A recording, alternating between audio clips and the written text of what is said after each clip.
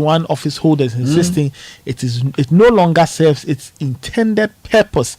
According to him, the original intention behind the payments for certain public servants was to fight corruption, but this is no longer the case in the current dispensation. He was speaking at a public forum in Kumasi to mark the 30th anniversary of the Fourth Republican Parliament. Let me end with education. Problem with free SHS is practical implementation and not legislation. Professor Stephen Ade is speaking on this.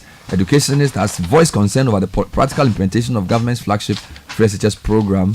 He was speaking on PM Express and said that what they've done for the past several years has not been illegal. It's been government policy and it's acceptable. However, he says it's the implementation that's the problem. Then still on education, we are told that NACA has withdrawn our people from basic school syllabus. So right now, the basic school thing, I didn't even get it. The National Council for Curriculum and Assessment, through the Parliamentary Select Committee on Education, has requested the withdrawal of the controversial Our People curriculum from basic schools. This action is in accordance with Article 103 of the 92 Constitution and Order 250 of the Standing Orders of Parliament. The way they tweak the educational system, do all kinds. As we speak, it's still that there is a bill before cabinet to do something to senior high school, free education, everything. Chaka. I mean, do they really sit down to do some proper research before they go into what they do? Strands and substrands of our people will be incorporated into other subjects as part of curriculum review. You know, a lot of these people who take this decision, their kids are not in these schools. Yeah, so I don't even know what subjects. Chaka be like that. So now they call it OWOP. OWOP is no longer in the curriculum. OWOP. Bernard, but do you know the number of private universities in Ghana? Let me guess, 27? No. 30? No. 109 private universities are operating in Ghana, according to the Chronicle page. Huh? Yes, 109. Yes. Hey. You should do a roll call. Charlie, in the meantime, let me commend the government chair. He's doing something really creative around Accra, cleaning up Accra. And then also, let me use the opportunity to celebrate those boys, the Bastard boys. No, they are too I good. see them doing great things in the national capital. Let's learn from them. Thank you, Richie Sky. This is the City Breakfast Show, the city's biggest conversation. Oh, jump on now. Go. Gugomi, at what time when you come back, we are not hear the sound of your car? Why you buy new car? No, I not change my car. It be the same, right? It be the fuel way I change. Way one shouts it. Ever since I started using the all-new Excellium Premium Fuel, fortified with 3-in-1 action. Oh, Joe, now my car they run like electric car. No, it's so. This is the type of fuel where they want to. Cause now engine they cost. Where they want for way if I buy it, it go protect my engine. And with the small way I buy, I go drive, sir. Absolutely. It's like strapping a turbocharger to your engine and giving it a protector. And what they bust my mind, Seth, be the 3-in-1 action, no? Excellium, they prevent up to 99% of deposit. It be anti-wear, some be anti-corrosion. Won't pay when I open there. Hey, so where can I find this magical fuel? Just head over to any Total Energy service station and your car will thank you. Hey, they make a finish my gobe fast, then rush go Total Energies. My friend, but why your hand my gobe inside? I give you info. Make a fill the gobe too small. Go. Excellium is designed to protect your car engine, decrease fuel consumption, and lower CO2 emissions. Don't say fuel, say Excellium. Choose Excellium, choose quality.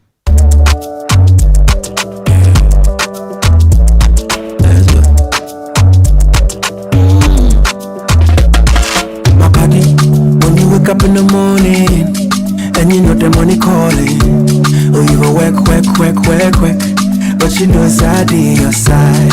If I believe with us, if I hold my hand and believe, cause you know it's out of your side. And when you dream, no say I live by you. And when you hustle every day, anywhere I go, everything you do, I live by you. Anywhere, if I believe I live your side, fidelity. If I believe with us, fidelity. If I know I live your side, fidelity. The City Breakfast Show. Rise above the noise. City Business News with Access Bank, MTN, and Goyle. Neil Atelat is here with the details. Good morning. Good morning, Bernard. Hello to you out there. Welcome to the breakfast edition of City Business News, proudly brought to you by MTN, Goyle, and Access Bank. Coming up this morning, banks begin phasing out savings accounts held in foreign currency, with all such accounts to be closed by July ending.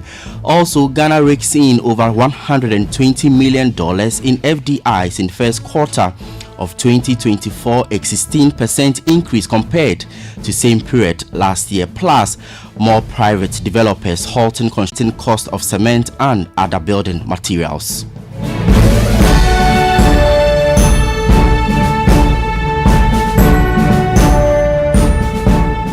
It's midweek. Thank you for joining us. My name is Ni Latte. Details of our stories now.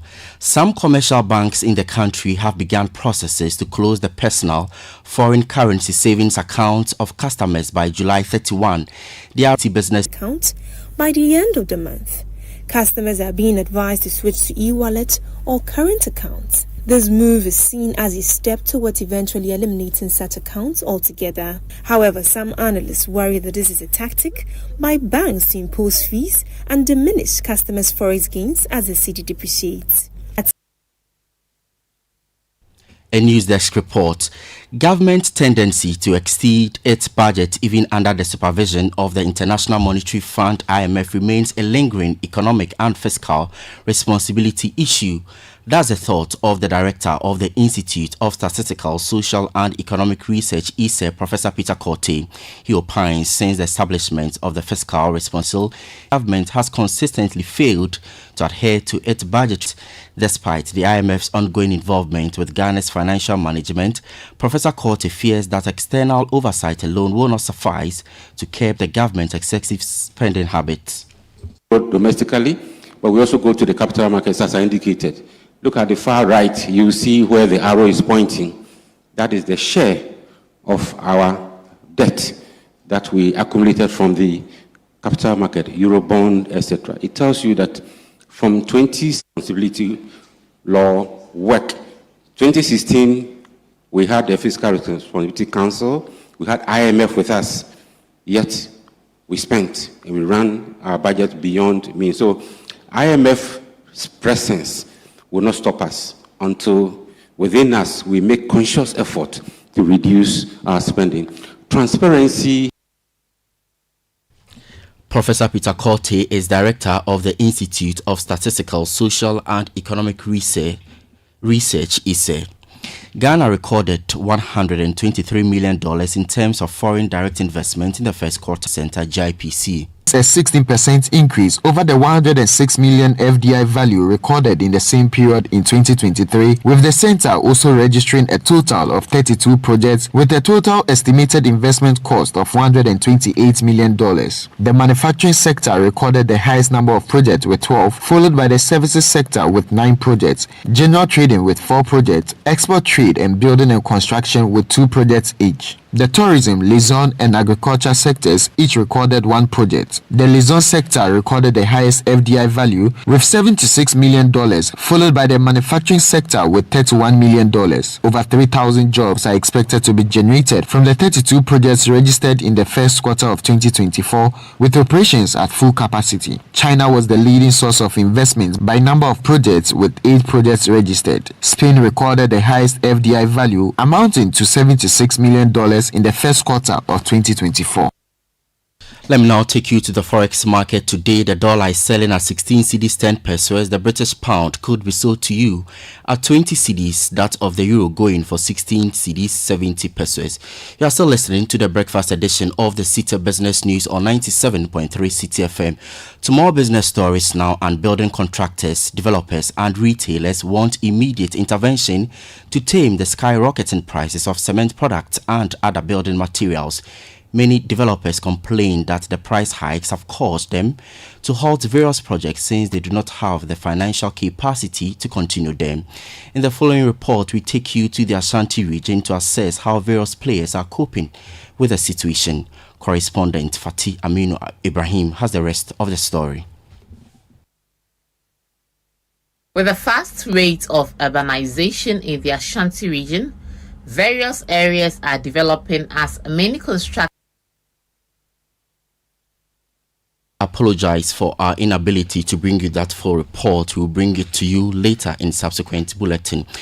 In a related development, however, the Cement Manufacturing Development Committee of the Ghana Standards Authority is hopeful the laying of the airline on cement price regulation Parliament by the Minister of Trade and Industry, Katie Hammond, should bring an end to the arbitrary cement pricing on the market. Professor Alex Dodu is chairman of the committee.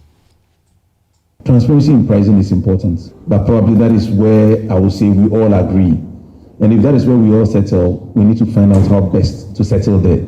I believe that in a liberal democracy, in a free market economy, much as you want industry to be completely free, there must be some levels of openness and transparency. It happens in all countries. I think all of us who have worked across the globe knows that. And I would begin to use examples like Boeing being told that we give you too much self-regulation, to Microsoft being told not to use its dominant market position to change the market.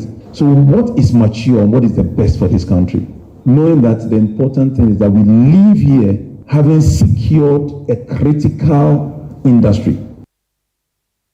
Professor Alex Dodu chairs the Cement Manufacturing Development Committee of the Ghana Standards Authority. To energy now, and charcoal production in Ghana rose sharply from 1.6 million metric tons in 2010 to 2.3 million metric tons in 2022. This was driven by growing export demands and increased usage among low-income households. The industry generates approximately 1 billion cedis annually. Despite its economic benefits, the use of charcoal as a source of cooking fuel has significant environmental consequences. It is on the back of this that the Center for Environmental Management, Sustainability and Energy is demanding immediate regulation of players in the charcoal value chain in the transition of clean cooking fuels to achieve sustainable energy goals. Ben Insia is Executive Director of the Center. We think that this surge is as a result of government's failure to use LPG as an alternative to wood fuel at the household level. I think that the best solution for us is to scrap the taxes on the price buildup of LPG, also take out the $80 that MP has introduced, and then regulate the charcoal production industry or the charcoal industry in such a way that people who are permitted to burn charcoal are licensed and then periodically assessed to ensure that our forest resources are not depleted the way we are seeing them today. Executive Director of the Center for Environmental Management, Sustainability and Energy, Benjamin Insia there. And that does it for the breakfast edition of Citi Business News, proudly brought to you by MTN, Goil and Access Bank. Join us at 1 p.m. for the afternoon's edition of Citi Business News, and later at 8:50 p.m. on Channel 1 TV for CNR Business. But for now, you can visit citinewsroom.com/business for more on our top stories. My name is Neil Latte. Do have a good business day. Now, soaking in the excitement about the partnership between Access Bank and PABS, revolutionizing the way people move money across Africa. Let's hear directly from those reaping the benefits. It's a relief. Anytime I send money back home, my family receives exactly what I send them, instantly. I'm studying in Ghana, but originally from Nigeria. With this service, my parents send my school and hostel fees directly, and they do it with so much ease. I run a fashion business. Let me tell you, sending and receiving money across Africa without those annoying forex fees has really cut down our operational costs. Benefit from instant payments across Africa with zero foreign exchange hassle. Visit our website www.ghana.accessbankplc.com or call our toll free on 0800 00 4400 for all your cross-border payments. Pass it with Access Bank. Access Bank, more than banking. The other day, I visited Kweku at his spunky new office to congratulate him on opening his business. And man, was I impressed. The business is just moving quick. The sales, customers, everything is just working seamlessly. The secret? He said, it's MTN Business Broadband. In this fast-paced environment, we need fast and reliable internet to support all business types. No laggy online meetings, great download and upload speeds, impeccable business management systems, all inclusive. I mean, you can have it all. Sharp! I signed on immediately. To enable your business stay ahead and stay connected, make sure you're signed on to the best internet made just for businesses. MTN Business Broadband. Sign up today on broadband.mtn.com.gh and manage your account on my MTN app. Call 0244 308 111 for more information. We are good together everywhere you go.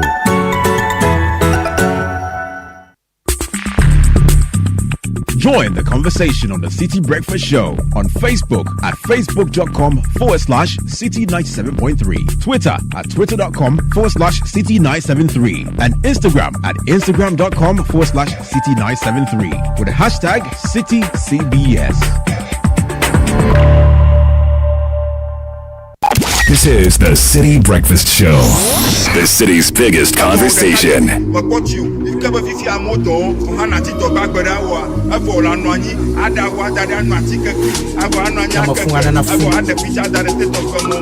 Twelve minutes past 7. City Breakfast Show business news brought to you by MTN. Great news from MTN. Those of you who love MTN Free After One, prepare for the upgrade experience. That's MTN Free After One Extra. Now you can talk for a whole hour uninterrupted while paying for only the first minute of every 10 minutes you talk, which means for every 10 minutes you talk within the hour, you only pay for the first minute. And you get to talk for 60 minutes straight with no interruptions. Yeah, you also get 70 MB of data free after the first call. To subscribe to MTN Free After One Extra today, dial star 550 hash. That's star 550 hash and follow the prompts. Access Bank has brought banking closer to you with our agency banking called Access Closer. Look out for an Access Closer agent in that neighborhood store, mobile money outlet, supermarket, barbering shop, or pharmacy. You can deposit or withdraw cash, you can pay bills, you can buy insurance, you can transfer cash to other banks and link accounts to mobile money wallets and do so much more with Access Closer. And if you become an Access Closer agent, you can earn over 10,000 cedis a month. Call 0302-742-696. Register as an agent today. Go to accessbankplc.com or social media for more information. And Good Energy has hit the road with exciting choices to energize your vehicle. It's giving you more options to take you further. What this space for your choice? Go, young idea.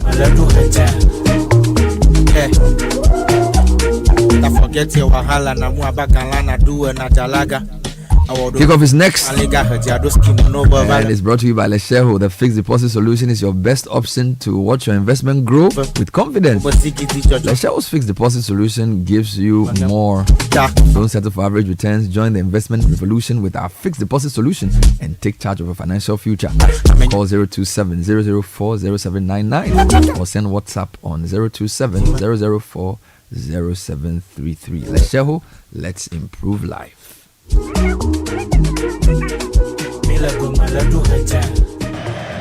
Gakpo, wonderful balance and control. Drakusha wasn't able to hold him up. Malin puts it in. That could be that.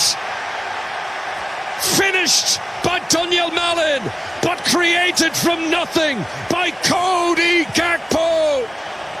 And surely that's the nail in the coffin now.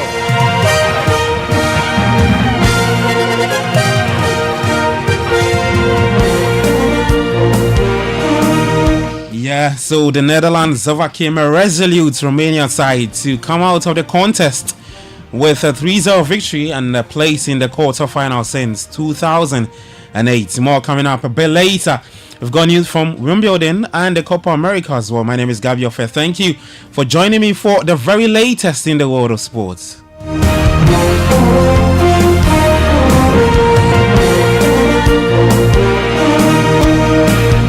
Alright, and we start off with this where Ghana and West Ham star Mohamed Kudus is eagerly anticipating the start of the new Premier League season in mid-August, ready to challenge himself once more. Now, Kudus concluded the season by winning 2 accolades at the Ghana Football Awards and is currently enjoying a holiday in Ghana after an extended period of matches in Europe with West Ham United and participating in the 2026 World Cup qualifiers for Ghana. Well, Kudus has assured fans that they can look forward to even more impressive performances from him with West Ham United in the 2024-25 Premier League season. Because I think for now we all can testify and agree that I've announced myself very well in the league, and it's even going to get tougher because they're going to come harder, but I'm built for it, so I'm just going to try and help the team the best way I can. Well, Mohamed Kudus also expressed his views on Ibrahim Osman, who will be playing for Brighton and Hove Albion following his transfer from Nordsjælland in Denmark.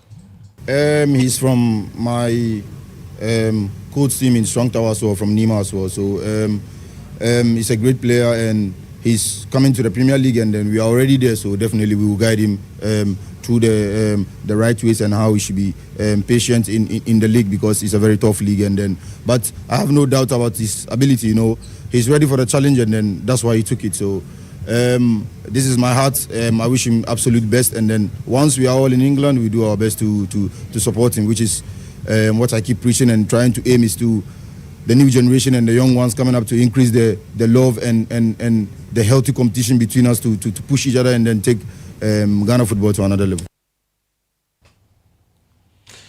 All right, so that's West Ham and Ghana star Mohamed Kudus speaking there. Well, he's been active off the field, and he was alongside Black Stars team Dr. Prince Pambo when they visited St. Nicholas Charity Preparatory School in Tema, Newtown.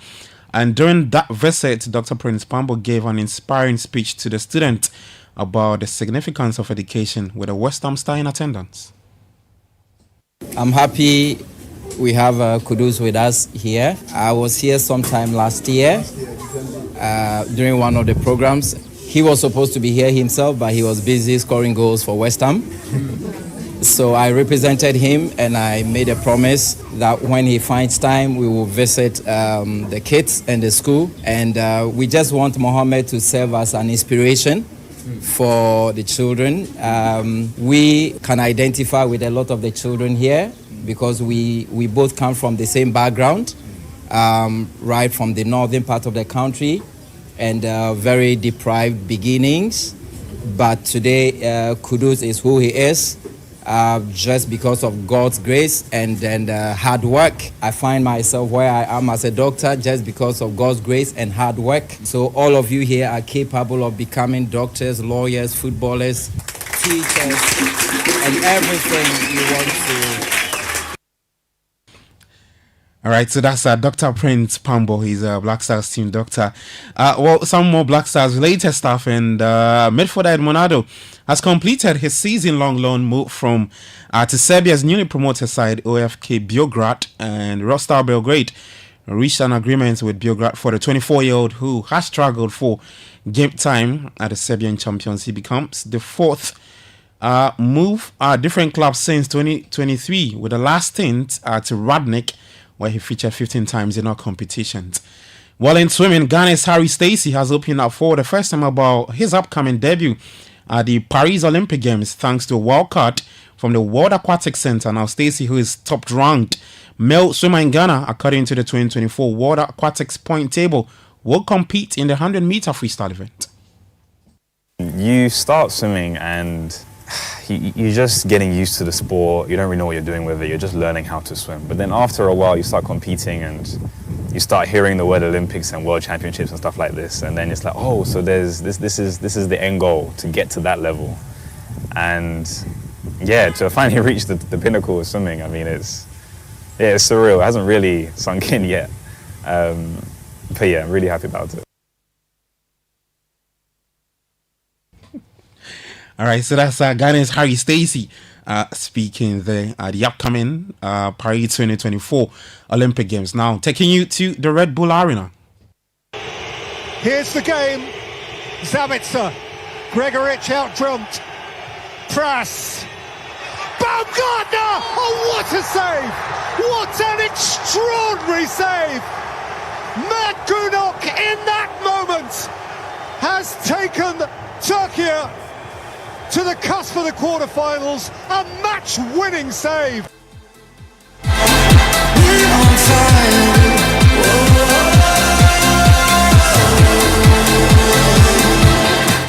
And that's how Turkey marched into the quarterfinals of the Euros. After that brilliant save from goalkeeper Matt Gunok, and Mary Demiral scored twice for the Turkish as they beat Austria 2-1 in Leipzig to set up a quarter-final clash with Netherlands. Well, someone is not happy with the results on the day, and that's Austria head coach Ralf Rangnick. Yes, we didn't have the necessary luck. I believe if the game had gone into extra time, then we would have had a chance to win the game, because I think the Turks were fairly exhausted at the end and we had a physical advantage. But what should I say? We had a game against Turkey that we won 6-1. And we didn't have that many chances to score goals. Back then we scored 6 goals, and today we only scored 1 goal. We didn't score enough goals, not enough chances. And in the set pieces, we didn't defend very well.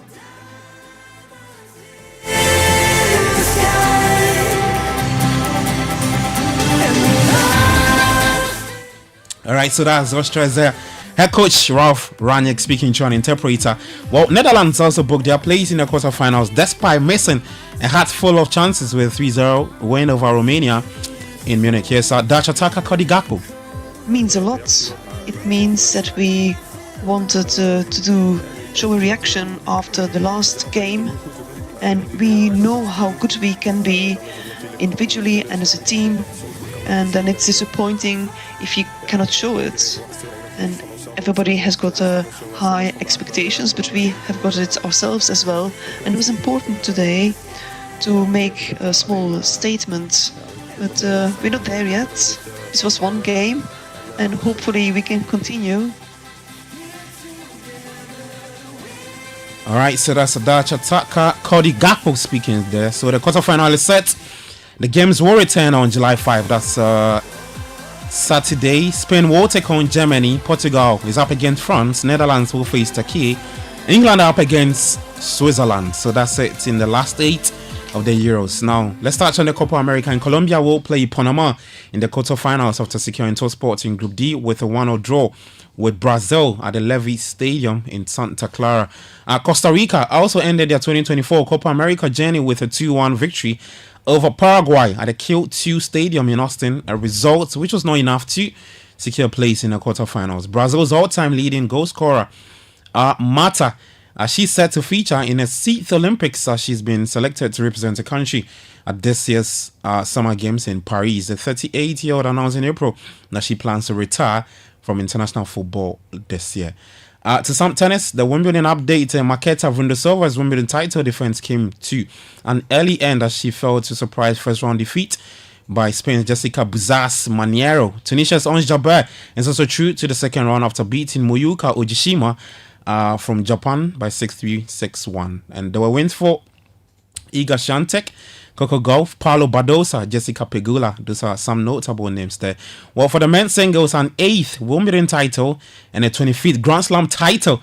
Chase started well for Novak Djokovic. He progressed to the second round with a 6-1, 6-2, 6-2 win over Vit Kopriva from Czech Republic. There's more tennis news later at 5 p.m. We call it Sport Flash. In the meantime, you can head to citysportsonline.com and on X at City Sports GH. Kickoff was proudly brought to you by Shell, Leshell, and Zonda GH. My name is Gabi Ofer. Enjoy the rest of your day. Do take care and bye-bye.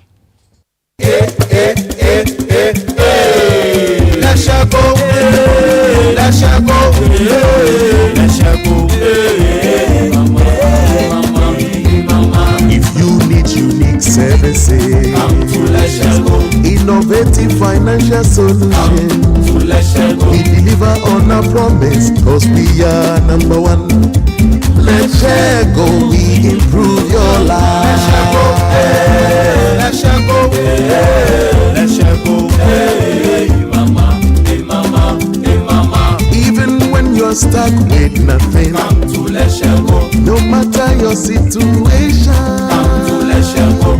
Let's share go, we improve your life. Let's share go, hey, let's share go, hey, let's share go, hey mama, hey mama, hey mama.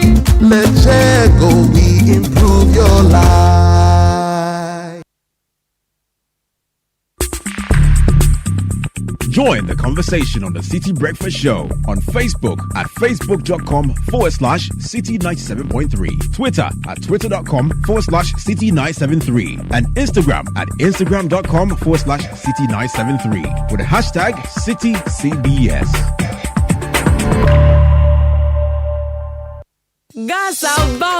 Gasaba. Smoke from firewood and charcoal is harmful and as damaging to our lungs as cigarettes. It can cause heart diseases leading to stroke and may even affect our eyesight in the long run. Grandmothers, mothers, sisters, wives, men, caterers, and everyone still cooking with charcoal, let's switch to LPG gas. The National Petroleum Authority has introduced the cylinder recirculation model in collaboration with local partners to make gas more accessible in all local communities. Whether you own a cylinder or not, join our CRM initiative. Simply show up at any exchange point near you with a small down payment to receive a filled cylinder or swap your empty one. Regular safety checks will be in place. Say ebisa musemo or gas. Afedia gasaba. Switch from firewood and charcoal to gas for a better and healthier life. This message is brought to you by the National Petroleum Authority and the Ministry of Energy. What? My shoe is Oba Patofum. Let me so be here, scan. Now, only a scan here. Oma Mrs. Yen, I come to Musa. My way so far, so I never know. A woman, she say, Mono, which with the Bushenia, only 74 years. Ebeka, said the bear, some two said, I sent 2 million. We need to try and count with them. Sikefia, Michano Busumiano, a sofa so no. Before my pet, you know, mobile memoir, and it shall be a bomb about you. Baby dinner, Yena and Faso. Monsieur Wakai say, Ora Boating, so I'm funny papa, I share my way insurance no more. And come for to do when Naka. I say, I bring me obey my way insurance no. What do boost your name up tobacco ever sheso? Everything I owe yere, Ukunu, Umame, O papa, Unia, and now Oba, Nipabia or dinner back on or send upon 1 tiashi. Foul phone, net dial is *165#. Oh, MTN so sincere. Send you my way, cause say no way. Is your essay ready? Have you already submitted it? In 2024, who will be crowned the new champion? We're getting closer and closer to the deadline for submission. As a JHS student, don't miss out on the opportunity to win a whopping 10,000 Ghana cedis and an entire year of bragging rights for being the very best JHS student in Ghana. Additionally, you get to have your voice and thoughts heard nationwide as you contribute to national discourse. Here's how to join the Literacy Challenge 2024. In not less than 600 words, write about the role of the youth in shaping the future of Ghana. What changes would you like to see, and how can young people contribute to making them happen? Scripts must be in your own handwriting. Script must be endorsed by a parent. Add your full contact details. Deadline Saturday the 13th of July 2024. Submit entries to the front desk of Channel 1 TV in Tesano or 97.3 City FM in Adabraka, or send it to PO Box GP 14123 Accra Central. For inquiries, call 0205 973 973. The Literacy Challenge 2024 is powered by Citi FM, supported by Channel 1 TV, and is sponsored by Ghana National Gas Company, Alive Soap. Feel fresh, feel alive. From the house of Wilma Africa Limited. Fortune spread for bread. Yummy, delicious, always on point. Another quality product from Wilma Africa Limited. Ruby Biscuits by M4 Foods and Perspectives Ghana Limited.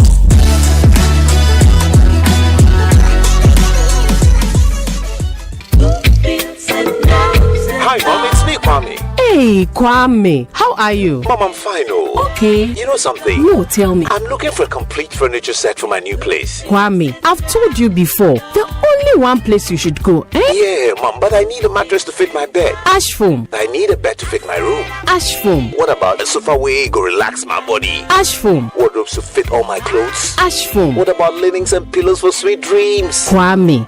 Ash foam. Mommy, that I feel you. you. Ashford all the way. From mattresses to beds, sofas, wardrobes, linens, pillows, and more. Don't waste time and visit any Ashram showroom across the country or call our hotline at 0243 200 729. Ashfoam. Feel it, know it. Attention, shoppers and textile lovers. The Ghana Revenue Authority introduces the textile tax stamp, effective from July 1st, 2024. This stamp protects your jobs and livelihoods from illicit trading, counterfeiting, and smuggling. This is not a tax. It is just a compliance measure to protect the textiles industry in Ghana. So which products are affected?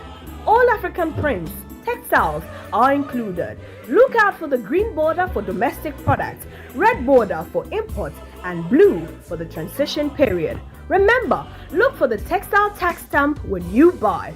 Protect our local industry and jobs. For importers and manufacturers, register and get your stamps at your nearest GRA office or online at www.gratextiletaxstamp.com. Please note, it is an offense to display, buy, or sell products without the stamp. Enforcement begins July 1st, 2024. Remember, no stamp, don't buy.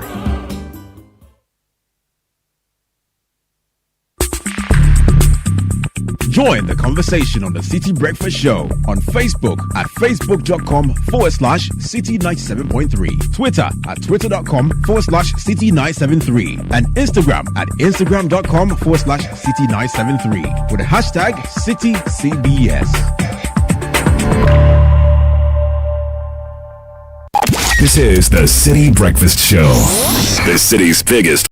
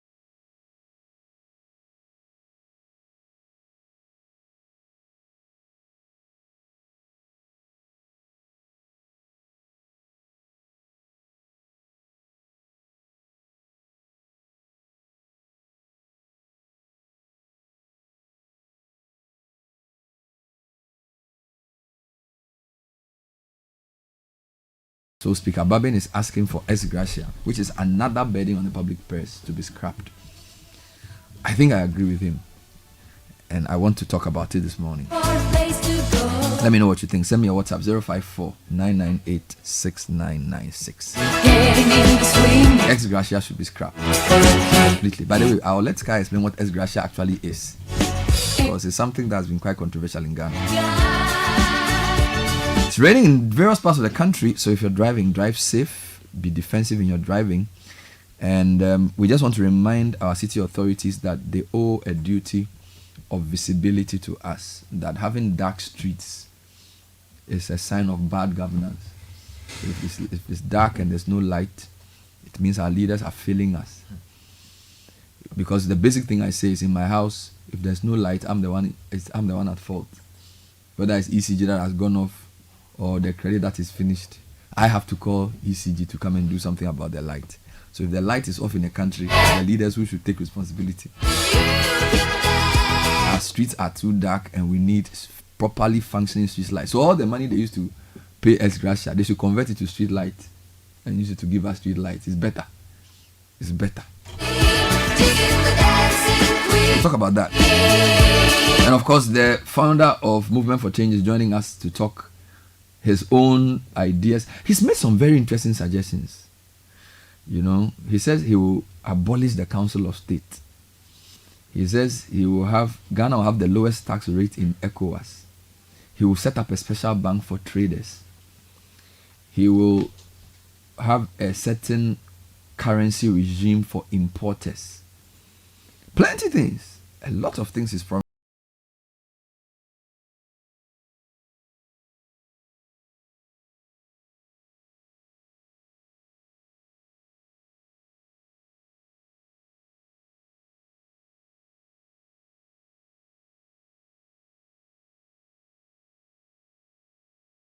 About next weekend, because I'll be going to the, you know what is funny, sometimes I use the road from School Junction to the motorway, but I've never actually driven to the what's the name of the place, the Baltimore Sports Complex. I've never actually entered the place.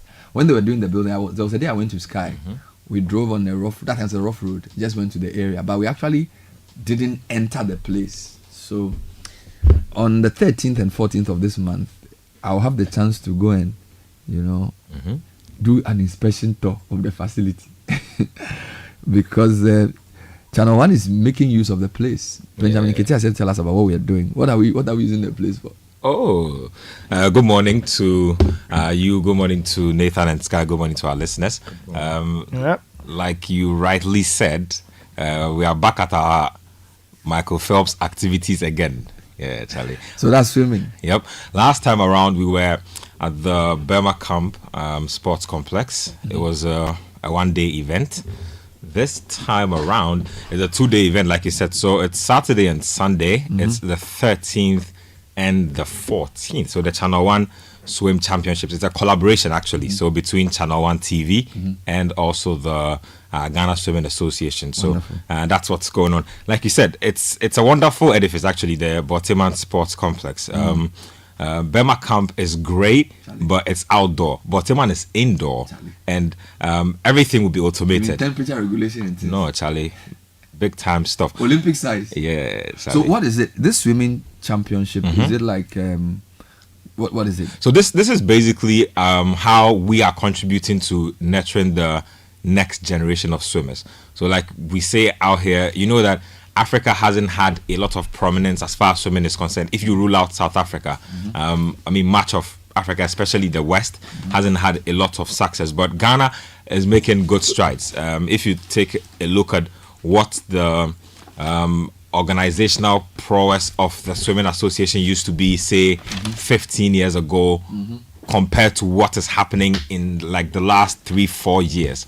We've come a really long way. I mean, Abego Jackson has been to 2 Olympics already. Wow. Harry Stacey, who did really well at the All African Games recently, won Ghana a medal. He has also won a slot to go to the current Olympics. So he's currently ranked as our #1 swimmer in the country. So it's looking really bright as far as swimming down here is concerned. How how much of a swimming community do we have?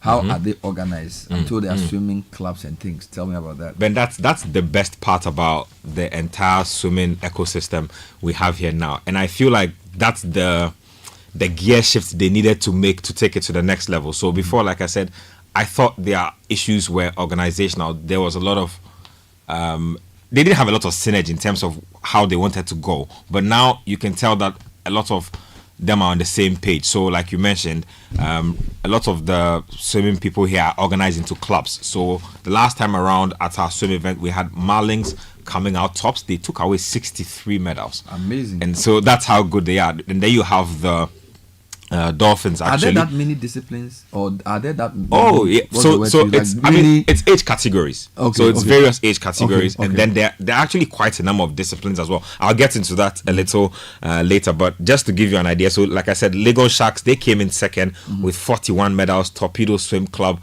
grabbed 16 medals, and also we do have like quite a number of clubs who are competing. Tema have their own swim associations going on. It's very organized, and that's why this is not as stressful to organize as any other sporting event, because the swim people are already in sync with each other. They are on WhatsApp groups together. If you give out information in 24 hours, it will touch everybody. I see. So so we have things like the 50 meter, 100 meter. And then there's also the different ways of swimming. Good. So let me just get into that. Or different styles. Once you are at that door, let me just enter. So we have the 200 meter freestyle. We have the backstroke. We will have the 10 and under 100 meter butterfly. I'm just running you through a few of the events we'll be having. We have the 10 and under 50 meter breaststroke. We'll have 11 to 13 years old 50 meter breaststroke as well. We'll have 10 and under 100 meter freestyle, and then we have the 4x50 meter mixed medley relay. Okay, so that will be in the mix as well. And then we have quite a number of events. So these people can participate either individually or through their clubs. Exactly. So is there a registration period? Is it over? What do you need to do? So the registration period is actually still ongoing. All right, so you can register. Yes, I will give you that number in a bit. Let me just drop that number right now, as you've mentioned it. So hold on a bit for me. I have it here. Good. So it's 0558 973 973. So you call that number to register to participate for all inquiries. Just all inquiries, yes. And it's free. I mean, on the day 13th, people will be asking, okay, can we walk in? The thing is, it's a limited facility. And the swim community, you know, when they come around, they come with their guardians, their siblings. So if you want to participate in this event, it's sort of a whole day event. We begin around 9 a.m. up until around 4:30 on both Saturday and Sunday. So you can walk in with your family over the weekend. Like you said, you want to drive over there and to feel the place. Yeah, Charlie. It's a really good ambience, good atmosphere. You know, very professional, professionally done. I just hope that we can make the best out of it. But yes, that's what's going on. So the National Swimming Championship, 13th and 14th of July at the newly minted Boteman Sports Complex here in Accra, called the number he announced to register to take part, and for ages as young as 7. Good. So let me just go through that. We have 10 and under. All right, so under 10. 11 to 13. 10 to 13. We are 14 plus. Okay, so 3 categories. Yes, 3 categories. So technically, I'm not too old. Oh, no. I'm 14 plus. On a scale of 1 to 100, how good is your swimming? 0. Oh, Charlie, but how can you do that? I don't know how to swim. I'm not even shy to say. No, this is unacceptable. Everybody must know their limit. No. I don't know how to but I know it's not too late, right? Yes, it's not too late, but I'm not interested. I will learn it through my children. Oh, Charlie. But seriously speaking, I'll be there. I'll be there cheering and enjoying the facility. It's a day to hang out. A massive opportunity to develop swimming talent in Ghana as we work on the lesser known sports, so to say. We are producing more Abeku Jacksons. And the Channel 1 Ghana Swimming Association Swimming Championship happening at the Boteman Sports Complex. Benjamin Ketia, head of sports. By the way, yesterday was his birthday. And it's funny, your birthday is 2nd July, which is Sports Journalist Day. Yes. That's pretty amazing. It's an interesting thing. So you're stars aligned. When did they decide that 2nd July was Sports Journalism Day? I don't even know. These days, every day is a something day. You know, the funny thing is, if you decide to pull up like a calendar of what day. Oh yes. There's like every other day. But who gives people the power to do that? Me too, I'll declare. No, you can declare. I'll declare the day of take your boss's salary day. I had it to my salary day. That's a good one. Yeah, because you can't just get up and declare day. What kind of day is that? Anyway, thank you, Ben. Thank you very much. Always good to have you on the show. So yes, you heard it first on Citi Breakfast Show.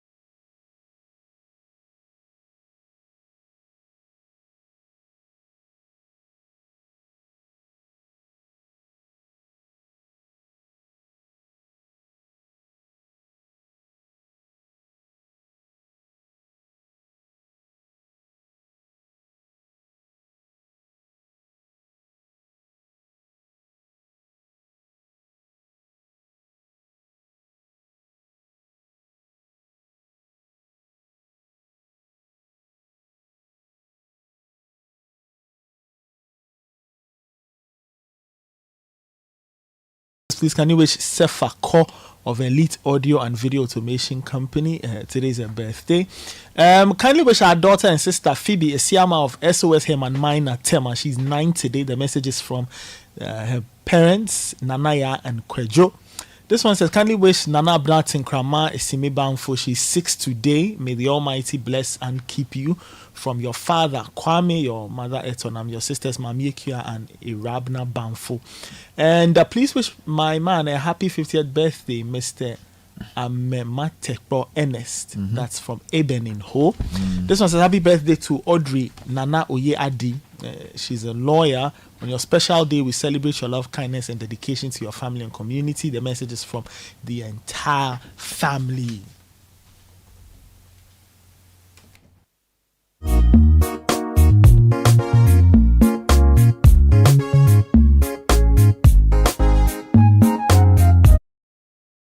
Minutes to 8, we'll bring you tech and social media trends at 8. Later on in the morning, Alan Kyerematen, the Movement for Change founder, is our guest. Yes. Let's talk to you about a few things. Yes, Twisco. Twisco is coming from the good people of Cowbell. It's a new chocolate drink on the market made from a premium blend of cocoa powder and enriched with Enerford, which is a combination of energy-boosting minerals and vitamins.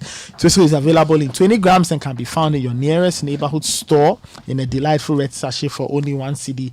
80 pesos, and this ad is FDA approved. Now in September, you can put some money away and go to Singapore and Malaysia to experience the sights, sounds, and lovely aromas that the Far East has got to offer. All of that is kind courtesy of Global Wings Travel and Tour.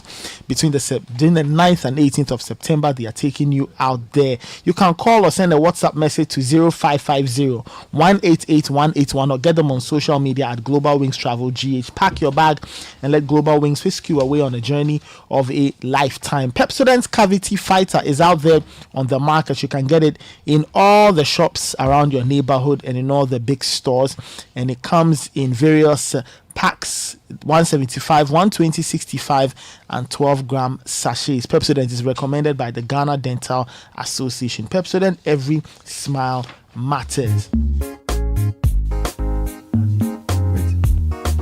All right, Caleb. Let's talk about scaling up interoperability using mobile money to buy and sell across Africa. And the Africa Prosperity Network is hosting the continent-wide Mobile Interoperability Symposium on July 5 at the Labadi Beach Hotel in Accra. It's a groundbreaking event. It's bringing together leaders and policymakers to integrate mobile payment systems and remove barriers to cross-border trade. It supports the AFTA's Digital Trade Protocol Initiative, highlighting the importance of interoperability in the African Union's Agenda 2063, be part of building an connected, prosperous African economy. Register now at register.africaprosperitynetwork.com. For more information, contact us at 053-609-8325 or 0302-737-879 or leave us a message, protocol@africaprosperity.network. The future of borderless mobile commerce starts here.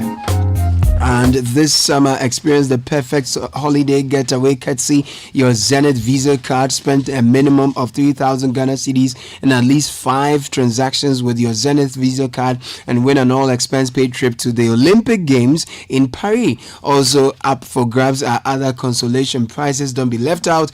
Make it a memorable summer with your Zenith Visa card. For more information, please visit www.zenithbank.com.gh. Terms and conditions apply. Zenith Bank, in your best interest. Let's talk about the new order of retirement, and it is here. You can retire on your own terms with a guaranteed monthly income for the rest of your life.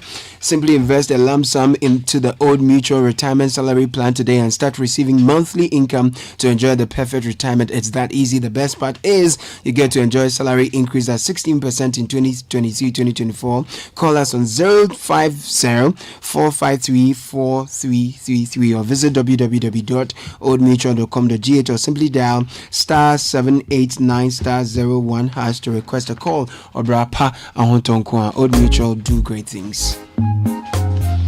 So why am I bringing the Ex-gratia up? Well, it was Alban Babin who brought it up. Here's the story by Ruben Saki in the Today paper. It says Ghana Speaker of Parliament Alban Babin says he still stands by his position on Ex-gratia payments to Article 71 office holders, insisting it no longer serves its intended purpose. According to him, the original intention behind the Ex-gratia payments for certain public servants and political office holders was to fight corruption.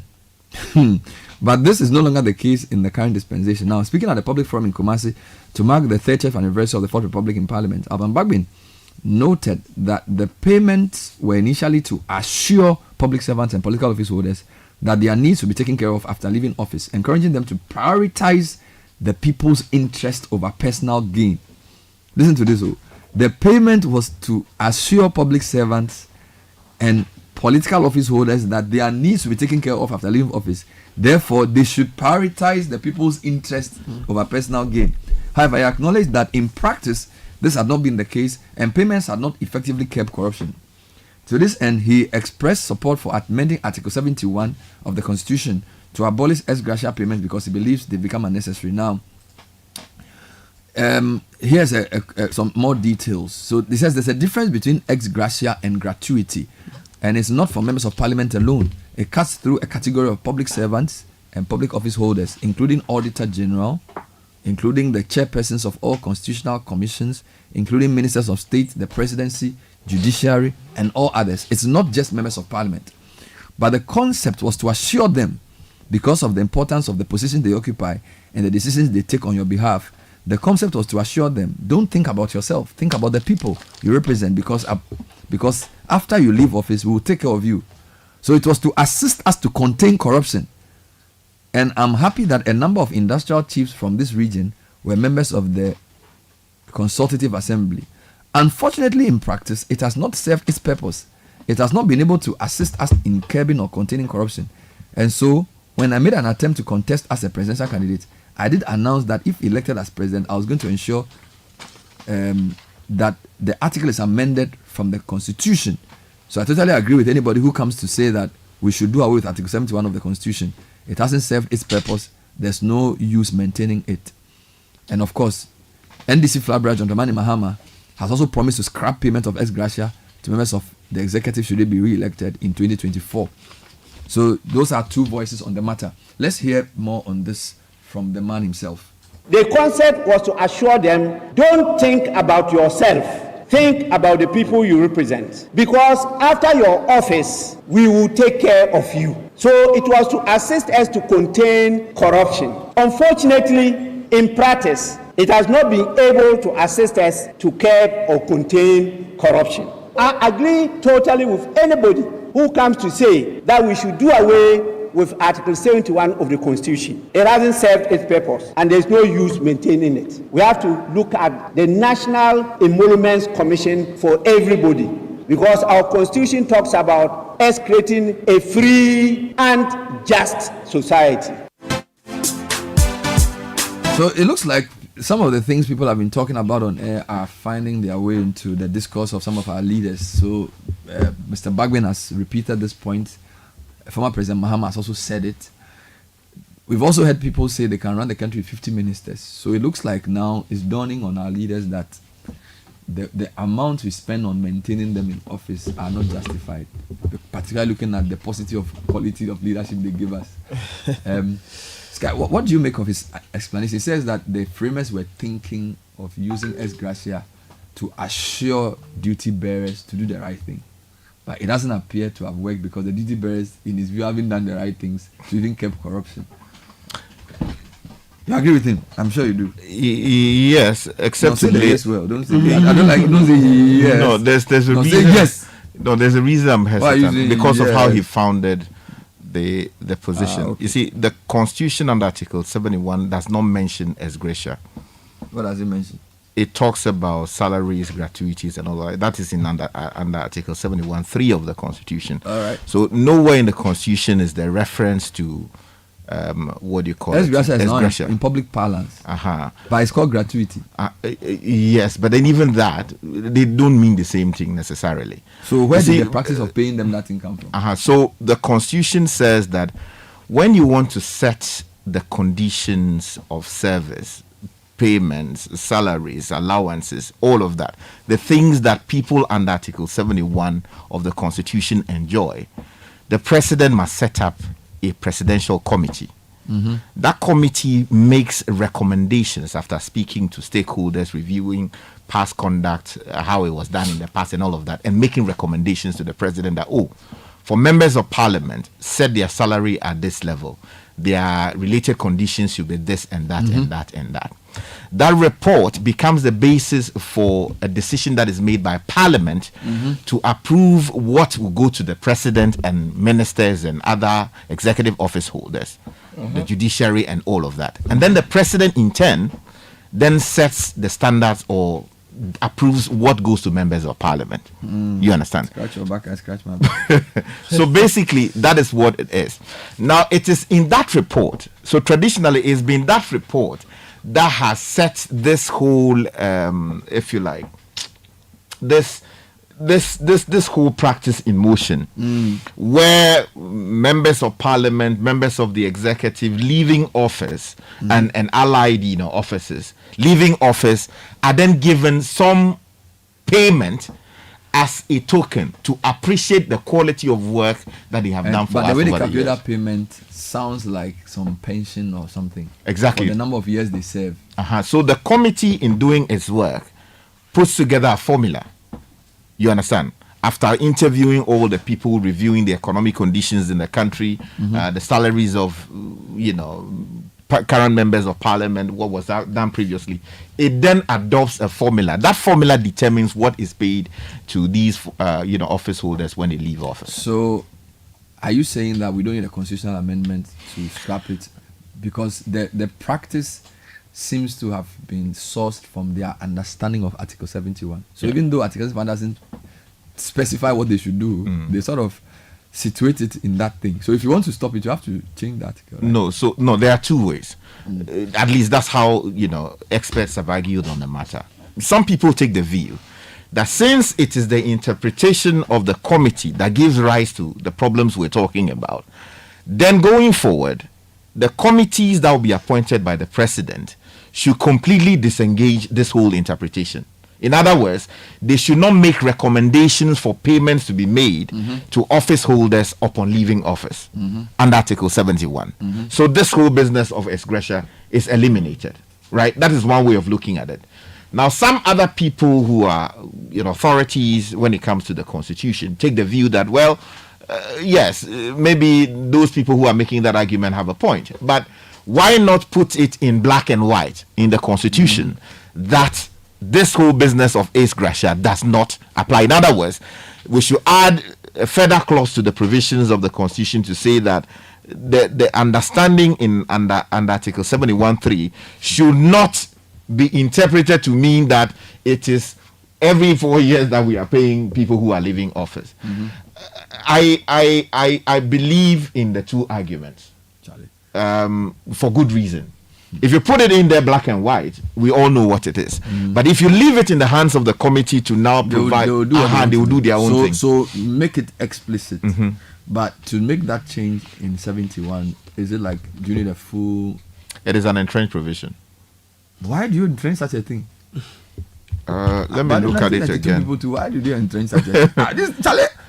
This matter to the entrenchment. Yes, so they won't tie it to the economy performance. They won't tie it to the currency. Nothing. Just pay people money to chop. No, Bernard. You see, so that's why I'm saying that. How do you entrench such a provision?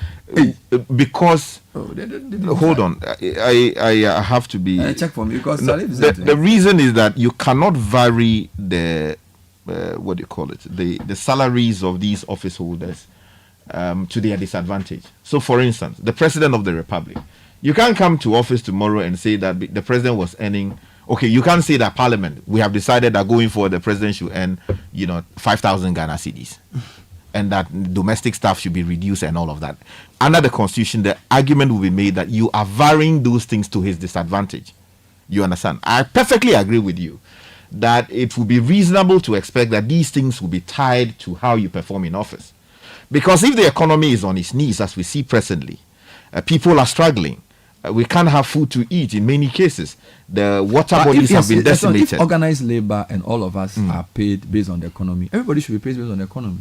So why do the framers of the Constitution now put something to sort of preserve their own, and then the rest of us? Clock is on strike. They don't have conditions of service. The economy is tanking. They've not had a system where their salary is guaranteed or salary levels are guaranteed. But you've entrenched 71 for. But the politicians didn't do it. Let's who did it? The people of Ghana voted for this constitution. We didn't understand what we were voting for. So now we are open. Our eyes are open. Well, so that is why it's been practiced for 30 years. We are not happy. So some of the things must change. That's okay. Yeah. So, that's okay. So you agree that 71 has to be amended or changed so that this interpretation that creates the ex-gratia goes. That's right. You think that should That's right. Let's take a breather and come back to deal with the point. 97.3 Citi FM is 3 minutes past 8. Let's bring you to social media trends.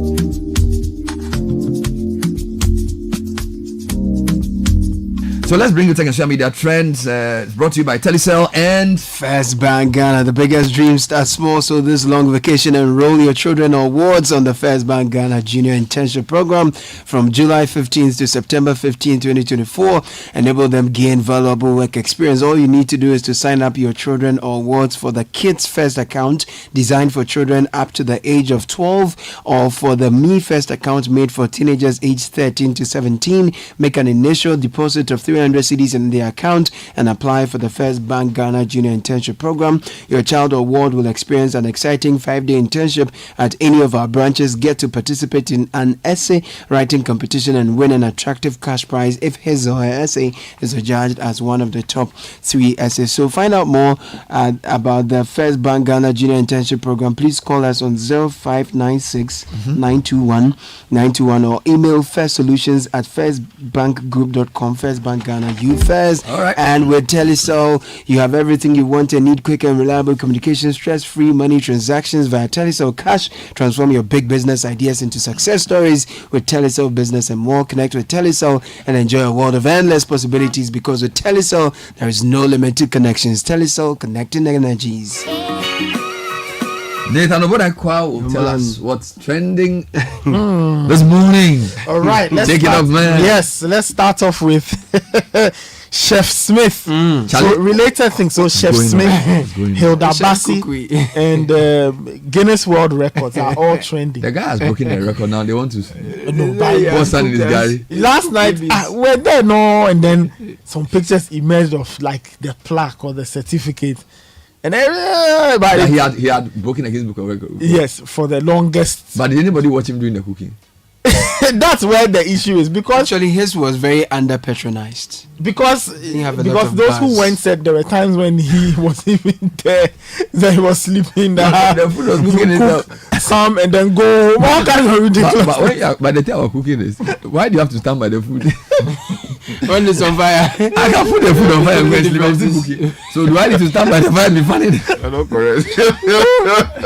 You know, so now you have to monitor the so food now. it turns out Let's go to content defending. his social media handles put out an image of a certificate allegedly from the people at the Guinness World Records. But people say, wait a minute, Guinness, they will announce the thing. Why do you have a bazaar? Lots of people went publishing the story, or even our own online portal public, only for it to realize that Charlie, the thing somewhere. You mean we also got in the Charlie? Everybody fell in the trap. So Guinness don't release anything. No. They haven't said anything. But they don't even send an email saying. If you want to, if you want to publish, at least call Philip Passon. Ask him. So no, Charlie, we should retract the story and apologize to our followers. No, we know try.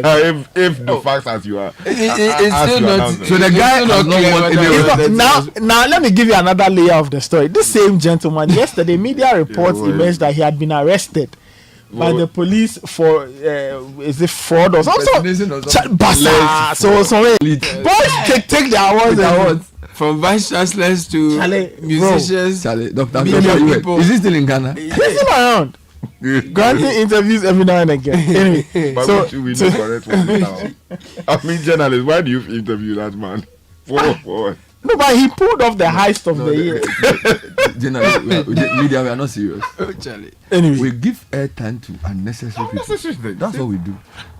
Anyway, in the name of entertainment news. To other things. It took a journalist to expose him to. Those who do the interviews are presenters. We should stop that. You know, journalists, we have to get serious. Journalists are there. Anyway, to other things that are trending. Richard Japa is trending. This morning he was in a lot of the papers. The ambulance trial is generating a lot of talk on social. And then on the sporting side of things, the name Arda Güler is trending. The Turkish number 8. Why are you calling them Turkey? Is not a name? Yeah, Turkey. So now they are calling every country by the way they call it themselves. Yeah, and Czechia. So it's not Turkey, it's Turkey. They actually publicly announced the country actually so publicly changed this name. You have Bosnia, you have Turkey. And Czechia. So everything's here. Formerly the Czech Republic. Anyway, so Arda Güler, he helped Turkey qualify to the quarterfinals of the Euros. They beat Austria by 2-1. They swerve Austria. Anyway, to some tech news very, very quickly.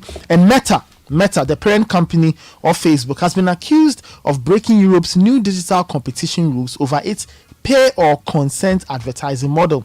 Now, late last year, Meta launched a service called Subscription for No Ads, allowing European users of Facebook to pay up to €12 a month or €13 a month for ad-free versions. The alternative is to accept versions with personalized ads. And yet the European Commission said on Monday that this binary choice forces users to consent to the use of their personal data and fails to provide them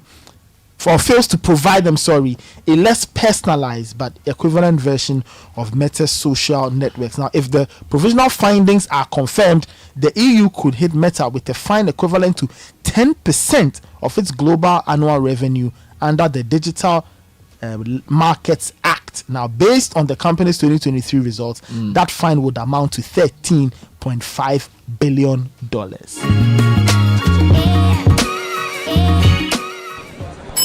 Going up? Yes.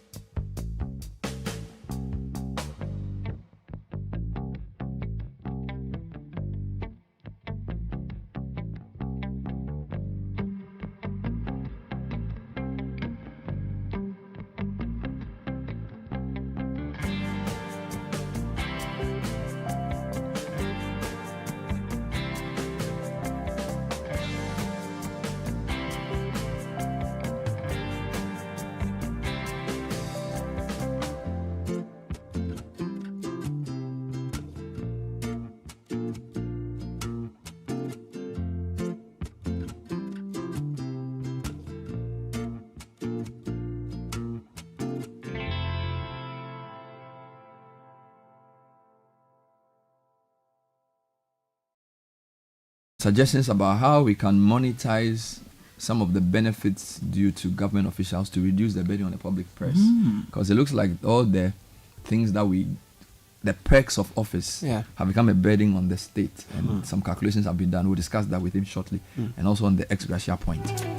But let's talk about GCB Bank. GCB Bank. Now, GCB Bank is informing everybody that from the 8th of July, the branch at Kyerematen will be relocating from the La Paz Community Hospital Annex to Lab Heights, adjacent the Hisense store on the Domi Pillar 2 Road. Okay. Kindly note that there will be no interruption to our services at the branch as a result of this relocation. For more details, call 0596 915 938. GCB is your bank for life. Now, do you need to make an urgent call, but you just realize you don't have airtime?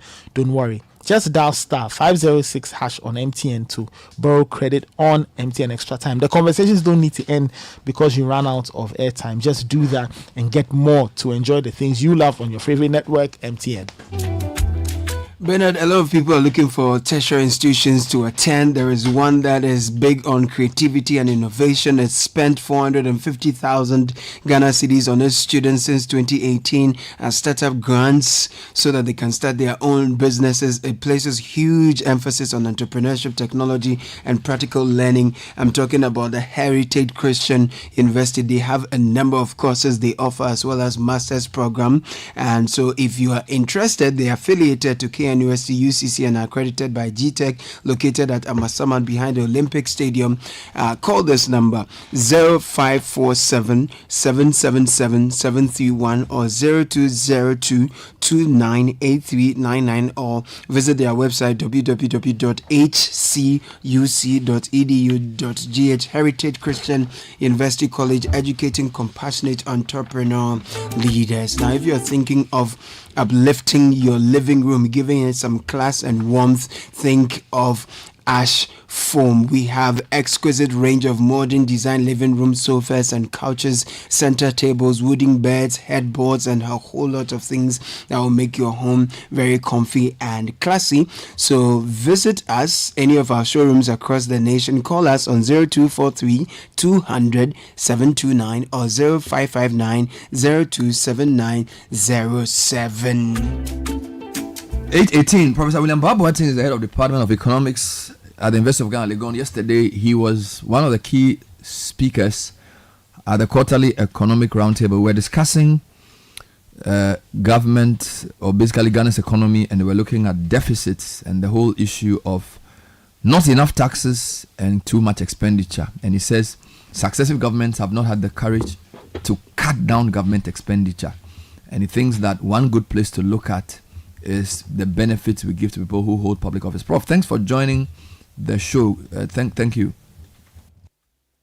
Thank you very much, Ben. Great. And good morning to your listeners. Good morning. Let me start with yesterday. So in discussing the deficit, clearly we are saying government doesn't raise as much revenue as it spends, and therefore it should cut on its expenditure. And you said that one good place to look at was what government spend paying salaries of all appointees from the top to the bottom. You also said that governments have not shown the political will to rationalize those payments well. Can you elaborate a bit on that? Thank you very much. So the point about expenditure was these people. So you may find out that in the civil service in particular, salaries are considered to be low, and they are low because you look at a director who is around 21, 22 on the single spine, which is very low as far as directors are concerned. But there are a number of benefits that we don't consider in terms of security, in terms of the cars, fuel, car maintenance, accommodation, and so on. So elsewhere, you can monetize all these and then put it on the salary, and you can see that the person is well paid, and the person will take care of all these, and it will not then be like government is paying these benefits, which in many cases difficult to control. I mean, you and I are in the country. When we are renovating a bungalow, sometimes the amount of money we spend on the bungalow can even construct additional one.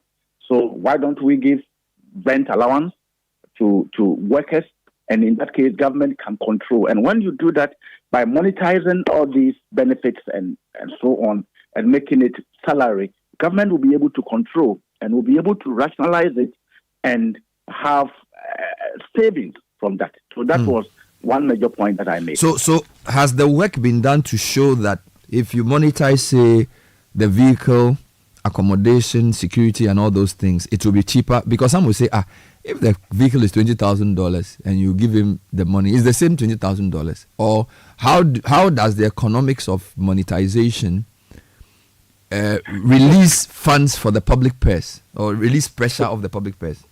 Okay, so if you give, and I think yesterday Dr. Nimoy Ashon put it in a very good, in a better way by saying that providing transport, maybe cars and accommodation, is not public good. It is a private good, and therefore government providing private good to an individual is very expensive.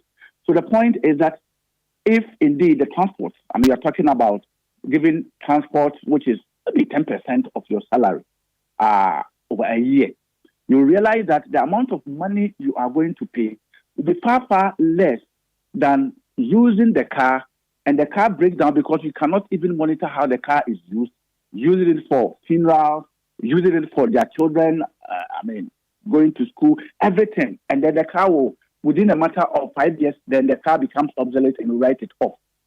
So if you even add 10% of the person's salary to his, you realize that you are going to make savings. I did some calculation when I served on Emoluments Committee, Article 71, and that was one major argument that I was trying to make, and did some small calculation. And you when you do it, the government may make savings of not less than 60% in a medium to longer term. Some are even so some are even saying that apart from President, Speaker, Vice, and a few other people, nobody should have a car even bought for them. That they can either go for their own car loans or they can. Yes, so I made that point, and I made that point from what I got from Rwanda. I sat with the then Minister of Finance in 2016 when I was working at Asset on my sabbatical, and we have transformation forum in Kigali, and I had opportunity to sit with the finance minister, and also he picked us from the airport. And in talking about how to manage public finance, especially when Ghana had actually made very brilliant presentation at that time, but then our debt was closer to 70%. Everybody, 70% of GDP, everybody was like, what is happening? And we had this conversation. And this is where he said, no, if you don't take care, you are going to spend a lot on public sector, but you may not know that is what you are spending. And that is where he said, in Rwanda, the president, the vice president, the speaker of parliament, and chief justice are the only people that the state provide them with official vehicle. All others, including ministers, you have your own car, you employ your own driver, and they pay you very well.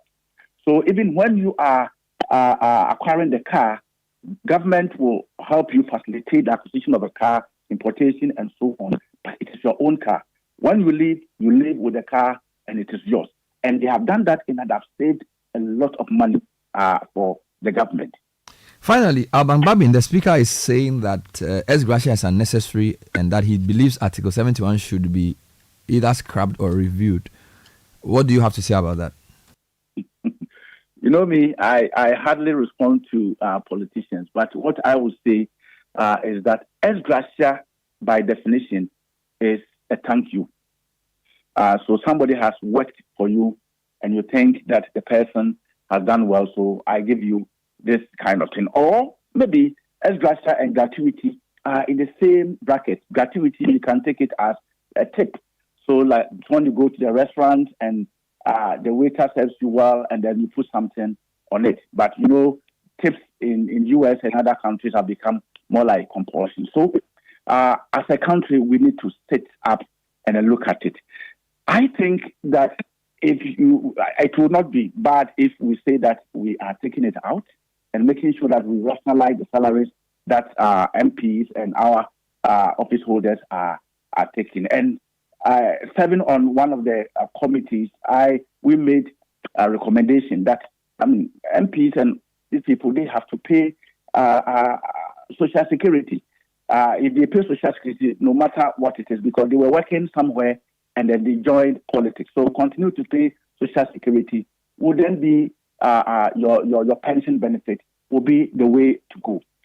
And even if you want to pay ex-gratia, I don't think we can just make it a blanket kind of. So we pay you 200,000, 300,000. It should be based on the performance that you made as far as the management of the economy is concerned.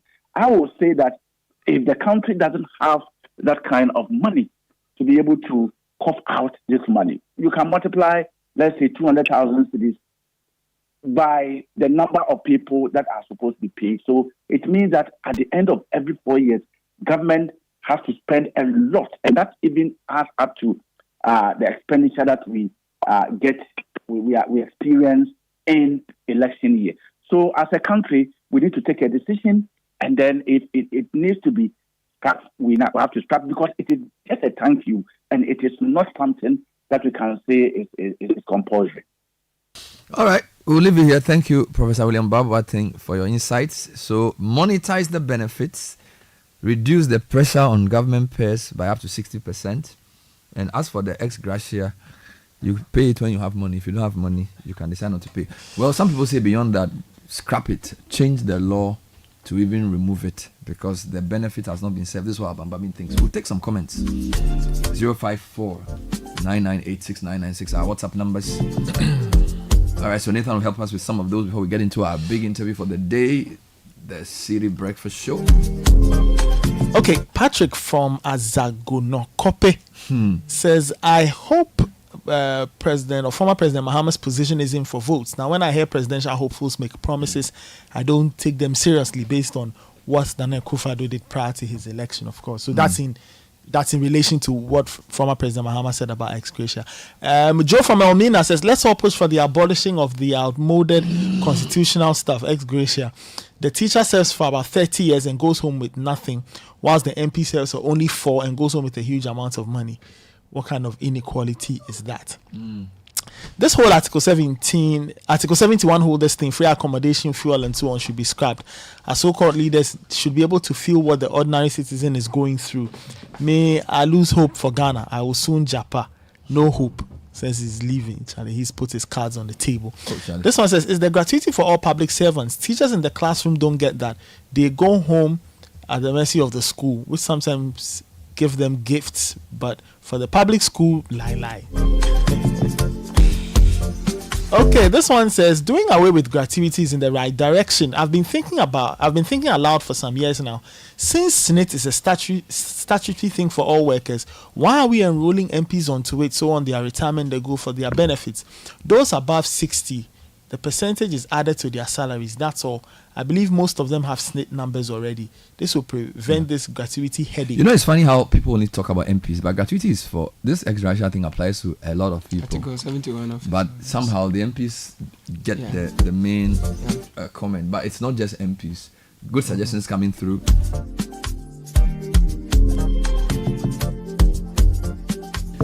A few more comments on general things. Okay, this one says, a big truck loaded with tomatoes. Tomato paste has just fallen on the highway or the motorway before Manette Junction. Mystery 1 sent that. Is that different from the spaghetti one? I don't know. Are they trying to prepare some food there? Because around 6:30 we got large food products. Spaghetti had falling on the motorway. Now tomato paste has also fallen. Maybe very soon oil and rice. Chili pepper. I tell you. Stanley from Kaswa says there's terrible traffic on the Kaswa Accra Road. It's taking more than 1 hour to move from Kaswa. I'm not even at the toll booth. Too much frustration on this stretch. Okay, this one came earlier from Aaron Kokomisa. It says the Bank of Ghana must work to improve the country's export competitiveness. This can be done by investing in infrastructure, promoting diversification of the economy, and enhancing productivity in key sectors such as agriculture and manufacturing. By boosting exports, Ghana can earn more foreign exchange and strengthen the cedi. Okay.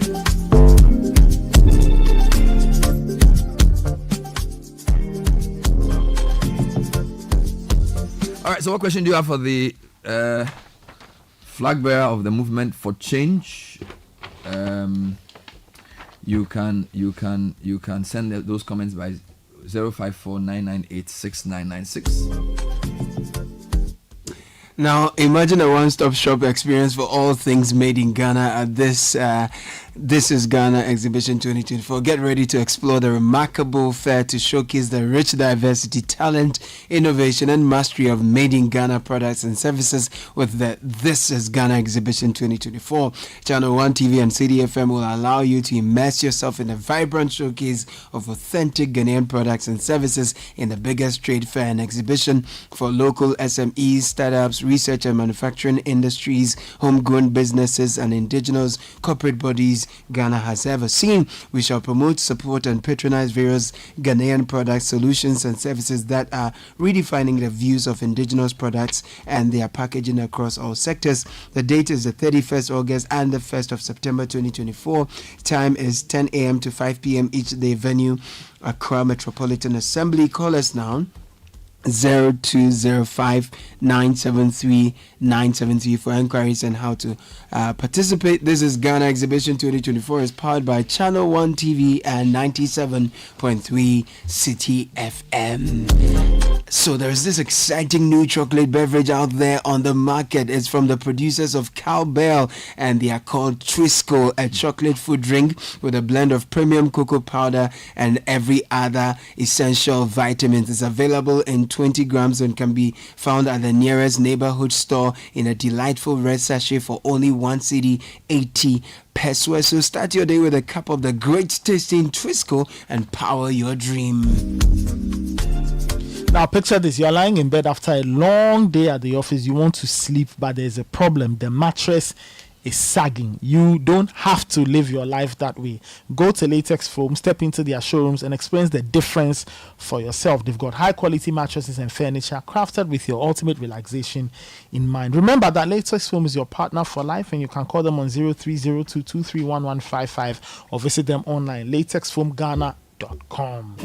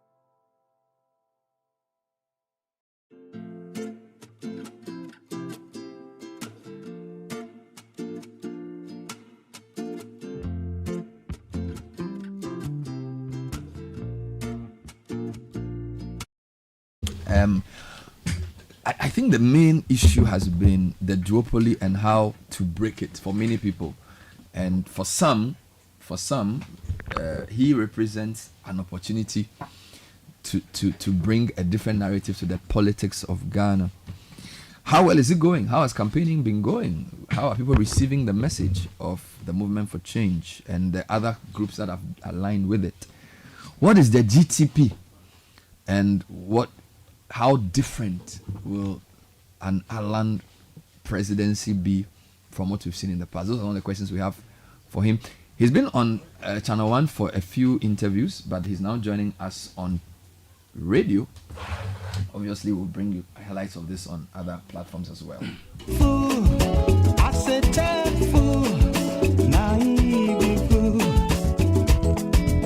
This is the City Breakfast Show, the city's biggest conversation. Escape to Paduasi Valley Resort, where flavors come alive as we live life.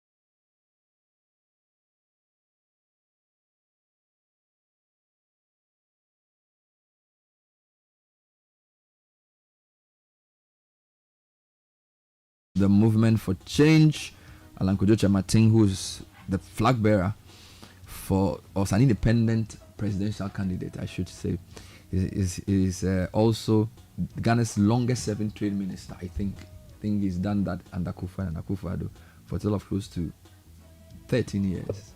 Welcome to the show. Good morning. Thank you very much, Bernard. It's always good to see you. How are you doing? Not too bad. And you? I'm well. Yeah, it's good to come back to the studio. To the studio. Yeah. How hectic has your schedule been as a presidential candidate campaigning? You know, I've been in this game for quite some time, and I enjoy doing it because I'm driven by the motivation to serve the people. You know, so there's a sense in which you feel content with what you're doing, and that in itself inspires you. So it's going very well. But how grueling it is? Is it how what kind of schedule do you work with in terms of, like, if you go on a tour? Yeah, you see, when I came out of the NPP and I decided to go on my own, my sense was that, look, if it's worth doing this, then try and get a sense of how the ordinary person feels about your potential candidature. And I felt that the best place to feel the pulse of the nation was in the markets. Because when you go to the market, unlike the traditional way of campaigning, busing people, organizing, you can't bus people to the market. And when you get into the market, that's where you get to understand the psyche and the psychology of the people and how they feel about the economy, so on and so forth. So I decided that I'll brave it and then launch my campaign through the markets. And it's been great. It just shows the extent to which people organically feel that I can make a difference to their life. Because there you can't go and do this normal politics, And so every market that we've been to, it's been the same thing. Do they ask you questions? Do you do rallies? How does it work? No, you do a walkthrough, and as you walk through, you the comments will people will make, and look, I can tell you very few political figures can have the courage to walk through the market and be cheered. You see, because it's either they will hoot at you, or they will keep quiet, or they will cheer you up. And in my case, from north to south, east and west, it has all been ecstatic, organic love. And I feel so grateful to God that this is really the case, because I hadn't actually come out. But for me to come out and have that kind of reception from the ordinary people, it's really... But it's not just because, Alan, you are good looking, tall man, walking through the market. The market men are giving you funds. So I'm sure your team is wondering, will all these translate into votes? No, these are funds. No, you see, but the thing, and when you talk about markets, you're talking about women. Yes. So whether it is funds based on A, B, or C, the point is that they are showing love and appreciation of the fact that they want you to be there for them. So there's no need for me to try and understand why they ecstatic about me being there. And if women do that, that finally to translate to votes. Because as for women, if this is what they want to do, they will show it right from the beginning. But do you get a chance to ask them?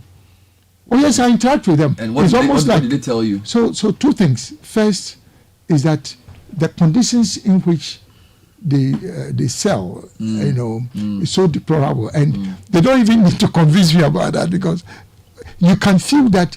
I mean, this kind of environment, it's certainly so inappropriate for our mothers, our sisters to be trading. It's so bad. I can tell you, almost every market. And I've been wondering that, and I've consistently made a case when I was with President Kufo, and then that government needs to invest in market infrastructure. Because can you imagine, if we don't have markets, how would people get food? Are we going to go to the farms? You know, are we going to go to the factories? So I think that it's very important. The first challenge is the market infrastructure. The second is about the fact that the prices of goods are so high. You know, because they are selling, and obviously they think that they want to have good business. But if the prices are high, then they have a challenge. Thirdly, the people are not buying. You see, so they are worried that if you go and sit in the market, you are selling plantain or onions for a whole day. If you only have 10 cedis of your commodity or product being bought, you are in big trouble because Bernard, you are lucky. You know, people live by the day in this country. When they go to the market, it's what they earn. That's what they use to keep the family going. So if they go to the market and they don't make enough, I can tell you maybe they will not eat. So they are telling you three things: the state of the market, the price of the food items and what they are selling, and then people not buying. Do you inquire from them why prices are so high? Yesterday I was listening to a man from Tamale who said he went to the market and one piece of tomato was 4 cedis. Yes, it's as bad as that. And then he said when you go to buy okra, you're talking about Tamale market, they count the okra for you. Oh, but this is as bad as that. So what's the have you inquired to understand why particularly food prices are so high these days? Well, I can tell you why that is happening. Obviously, they are always surprised. They complain. But it's for us who understand how the system works to explain why that is happening. Number one, it's about food inflation. You know, when you talk about food inflation, is the rate at which prices are rising. And the biggest component of inflation in Ghana is food inflation. And food inflation comes about when production is low and you cannot then have the benefit of economies of scale. Because if you are producing, let's say, 1 acre of maize, the unit cost will be, let's say, 1 cedi per olonga. Now, if you multiply your production by 10 times, so now you are producing from 10 acres, then obviously the unit cost will come down. So it's about expanding agricultural production and productivity. You know, we've been engaged in smallholder farming literally all our lives. Whilst that is good for what I would describe as subsistence farming, you know, and just to feed ourselves, when you want to reduce the costs of food generally, it has to be commercial farming. The small-scale farming is good. There's no doubt about that. But there's no evidence of any country anywhere in the world that has been able to succeed with their efforts at food security. Does that mean that by just having small-scale planting for food and jobs failed? No, I think that the model supposed to be. Yes, no, you are right. What you are saying. Yeah, the model could have been improved. I feel that the initial emphasis on smallholder farming was understandable because you can't just jump into commercial farming. But there needed to have been a much faster transition, you know, to commercial farming. And this is not either or. They are not mutually exclusive. But to focus only on smallholder farming, as I keep on saying, ain't gonna happen. So you need to combine the two. So under your plan, you're going to have large-scale farms? Large-scale farms, and the model is so beautiful because it says that, look, government only needs to provide the incentives for mass participation in agriculture. The first thing is for government to support the establishment of what we call agro-parks. What that means is that government working with the traditional authorities would facilitate the acquisition of large tracts of land, 10,000 hectares. And within that 10,000 hectares, government then supports irrigation, supports the construction of processing factories. This is all by the private sector. All these things I'm talking about, government is only facilitating by providing incentives. And then at the same time, also provides inputs. So you have in an enclave, which this agro park provides, you have large tracts of land, you have irrigation facilities, you have mechanized services. So if you, Bernard Avle, decides that you want to go and buy land in the agro park, you go, you take maybe 10 acres, but then it is serviced land. When you go there, it's not now that you are going to worry about rain-fed agriculture, because it's supported by irrigation.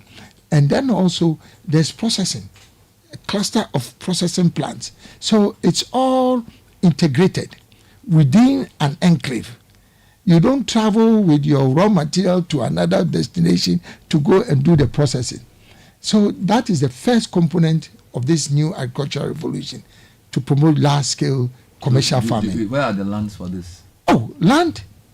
Have you identified specific places? They are. I mean, I've been working with the Ministry of Agriculture as Minister for Trade for a long time. The administrations, and the traditional authorities are so keen on collaborating to provide these large tracts of land. But Bernard, when you go around the country, which I know you do, all the land that you see around, are you asking me where is this land? I'm asking. No, I'm not asking. Oh no, I understand. No. Whether, for example, some people say Afram Plains is a very good place for bread basket. Some people have mentioned different places. Yes. What I'm asking is, have you selected specific places to start this? Yes. So we call them agricultural ecological zones. Okay. So, for example, Afram Plains will be an ideal ecological zone for an agro park, but for certain crops. It will be different from, let's say, in the Bono and Bono East regions, and then in the north, you could have agro parks that might be focusing on tubers or on grains. Okay. So, but I just wanted us to reinforce this point about large-scale commercial farming through the establishment of agro parks. Okay. Number two is mass citizen participation in agriculture. The beauty of what... So like Operation Feed Yourself. Operation Feed Yourself. But you see, the concept of Operation Feed Yourself was for you to feed yourself. So that's why the focus was on gardening, back of the house garden. But the new agricultural revolution that I'm preaching now is talking about Operation Own a Farm. So every citizen will be encouraged to own a commercial farm. So that's the difference. It is scaling up what Operation Feed Yourself was able to achieve. So can you imagine where your either you have access to family land or not, that at least there will be an interest now for every Ghanaian to have a farm. If you go to Botswana, you find that because of this same kind of program, every Botswana citizen owns some cattle, because that has been the campaign there. And it's no wonder that they are they are one of the leading producers of high quality beef. These things don't happen by chance. It has to be a government policy that will trigger interest by the citizens. The other component of this is working with faith-based organizations, churches, and to actually go into large-scale commercial farming. See, these churches and other faith-based organizations, they have such an interesting capacity for organization and management. And once government supports them to get into large-scale farming, it will happen. Then the other component of this mass participation is with schools. I don't know whether you realize that many years back you had school farms, large-scale school farms. So it's not just the agro parks, it's not just this mass citizen participation, but it is also a question of now making sure that research and innovation into enhancing agricultural productivity is also commercialized.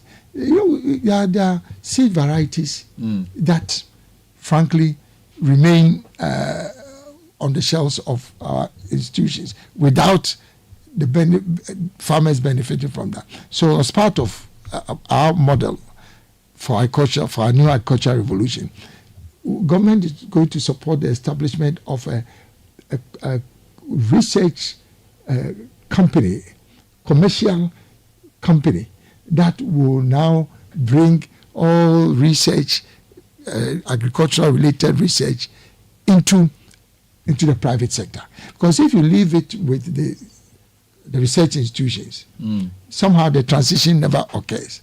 So these are all the last but not the least. With enhanced agricultural production, you have to have a more efficient and effective distribution, marketing and distribution system. So you remember, just a last point on, you remember the Ghana Food Distribution Company. That was an excellent marketing and distribution strategy. However, because it was driven by government, it was not sustainable. So our model now is to have private sector food and marketing distribution company. In Ashanti region, there was one popular one called Ash Foods, Ashanti Foods. So basically what they do is to mop up and mobilize and buy food from all over, and then bring them to the market. Yes. There's no question that agriculture is very key in transformation, because we know that industrialization for a country like Ghana requires for inputs. Component, So there's no problem there. But I have two questions for you. Okay. There seems to be low interest among young people in agriculture. If you go to most of our communities, particularly in the forest areas, people are giving out their land for mining. So cocoa farms are being pillaged by galamseyers, and a lot of people are selling their lands to galamseyers. That's number one. Number two, you go to a lot of communities and young people prefer to even do betting than to go to farm. So what's your plan to get people interested in actually going into agriculture? So it's about first is the policy orientation and the political will to make sure that the right policies are in place to attract the young people. As I say, it's not going to happen by chance. All the things that I've talked to you about right now, that is the kind of policy framework that we think would excite young people, because this government is actively facilitating the involvement of citizens. Now, before I left government, I introduced what was called Enable Youth One District, One Factory initiatives. And what I did was that, exactly as you said, how do I attract young people to participate in the 1D1F program? So I put together groups of young people in various communities, let's say 40 to 50 people. The government helps them to set up a company. This is not cooperative. A company, a limited liability company. And then government provided seed money for them to acquire the equipment. This is not small micro business. This is medium scale agro-processing companies, but owned by the young people, facilitated by government. So we provide the seed capital for them to acquire the equipment. Then we provide working capital. And then apart from that, we also provide access to management support. So we invited management services companies now to become the management team for this company. And we've been able to establish 58 youth-owned One District, One Factory companies. Now, if you have such an arrangement, you finish school, you don't have work, and you have an opportunity to be part of a company that you own, and it's a major processing company, why would you not be interested? Would you want to abandon such an opportunity and try to be finding work or sit at home? So it depends on the formula or the business model. And I'm saying that I have demonstrated that it can work. The other question is, most Ghanaians, I'm not sure Ghanaians are concerned about the salience of your ideas. Yes. The ideas may sound good because Ghanaian politicians are very good at telling us what they want to do. I think the problem with mine is citizens, different. the problem citizens have with our duty bearers is the ability to implement what they say they want to do. Yes. So, for example, planting for food and jobs seems like a great idea on paper. Yeah. The results are at best checkered. Yes. Yeah. So I think the question to you is why should people believe that you have the people to implement this? Because it's not just the idea. The idea doesn't implement itself. Yeah. Do you have people of proven track record and integrity to actually implement some of these ideas you are? So the first thing with execution is with the leadership. If you as a leader, you come out with, let's say, a policy or a program, you have to check your record. What is your own capacity for execution and delivery? You see, because it's not a question of, let's say, putting everybody in the same basket, or the politicians just talk. If you audit the background of the people who make claims that they can do A, B, C, D, you know those who have a record of execution and those who not. And my record is clear. This is, way before I came into government, that I have a superlative record of performance, execution. During President, the results and the outcome. If during President Kufuor's time, I know we won't have the opportunity to talk about it. One of the most successful agro-industrial initiatives was the presidential special initiatives. And this is not just talking about but execution. But you want us to go into that? No, I'm ready. Because it's also about sustainability. But you see, right? But sustainability, that's not the issue. Impressive things. Yes, of course, but everybody knows that. So that's number one. If you talk about sustainability, then you are bringing the issue of, let's say, how did the NDC follow up on the PSIs? Because the reason why I'm still campaigning to be president is because I want to change our political system where there is no continuity in the execution of projects. As soon as you leave beautiful ideas about PSIs, NDC comes and it's a different. But even when the NPP came, they didn't go back to it. Well, but it was a great. Why did NPP take? Because you were trade minister. Why didn't you? No, but I got it back. You see, but you see, if you hear about one district, one factory, it's the same thing. I started that under President Kufuor, but it was under a different brand. Everything that I've done I did during President, it's all a question of rebranding, repackaging. I don't. So let me get this right. Yeah, so, 1D, 1F is PSI rebranded. Even going beyond that, you see, during President Kufuor's time, apart from the PSI, you see, the PSIs were new strategic industries, 4 of them: garments and textiles, oil palm, industrial salt, and then industrial starch from cassava. At that time, I was preaching that if Ghana can only concentrate on these 4 sectors, we'll transform the economy. So these were new strategic pillars of growth, like cocoa, diversifying the economy. Now, but that was different from what I called at that time district industrialization program, where I said that, look, every district, at that time we had 110 districts. Let us develop 3 industries for every district. It was 110. Before I left office, I had prepared 330 business plans. That's 3 projects for each district. This was before you left as Kufuor's trade minister. 330 business plans.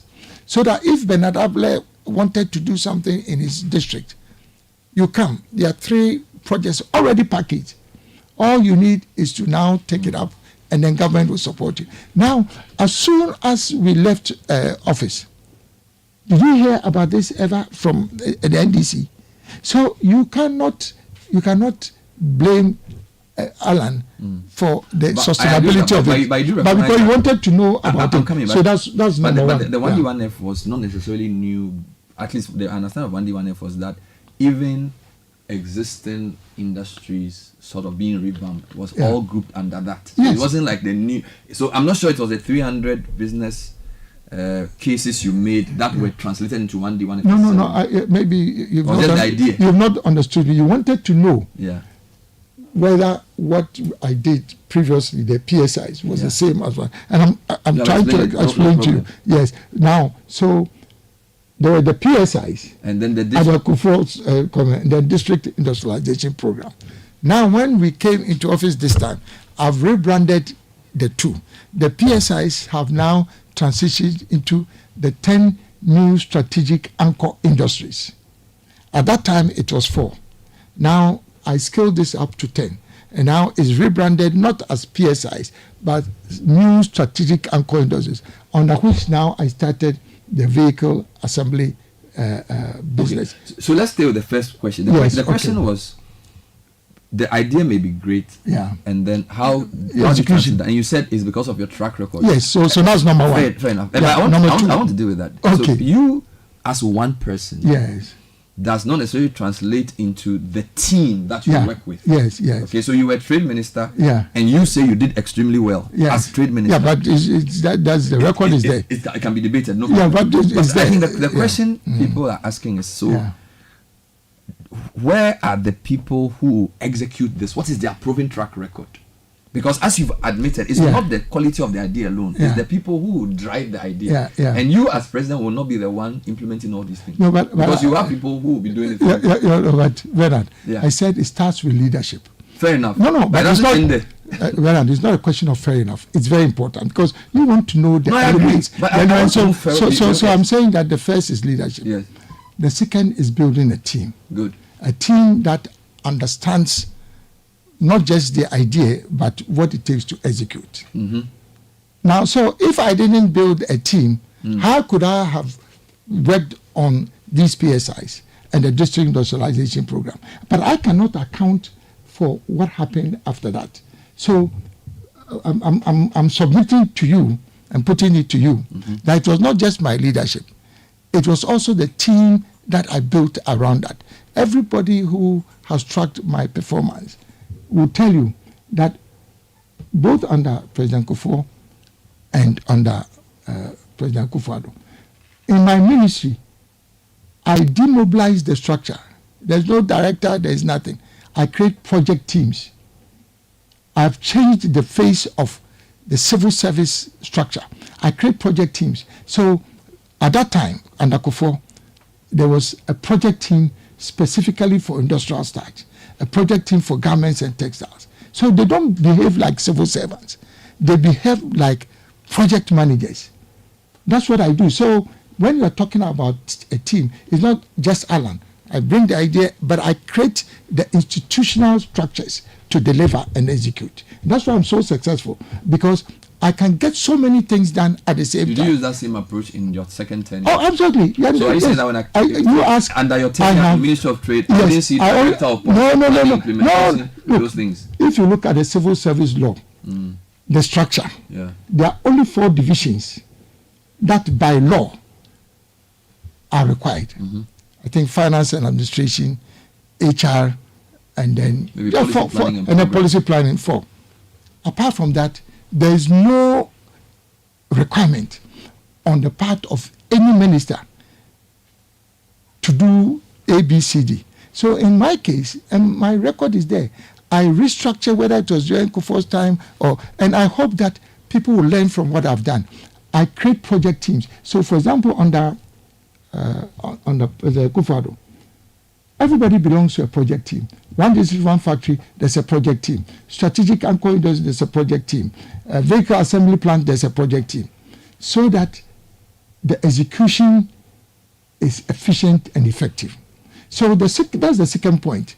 So leadership, the leadership and the team. And then also the programming of the idea. So for example, I have been saying that the reason why, respectfully, I'm different from my other competitors and the parties is that they are focusing on manifestos. Manifestos are a catalog of promises. I have put forward a plan. And the difference between a manifesto promise and a plan is that in a plan, you are able to program and tell you how the promise will be delivered.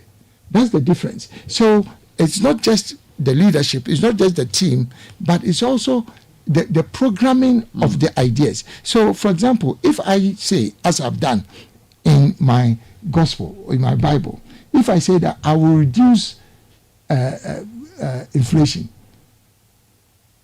in the manifesto, that's just a promise.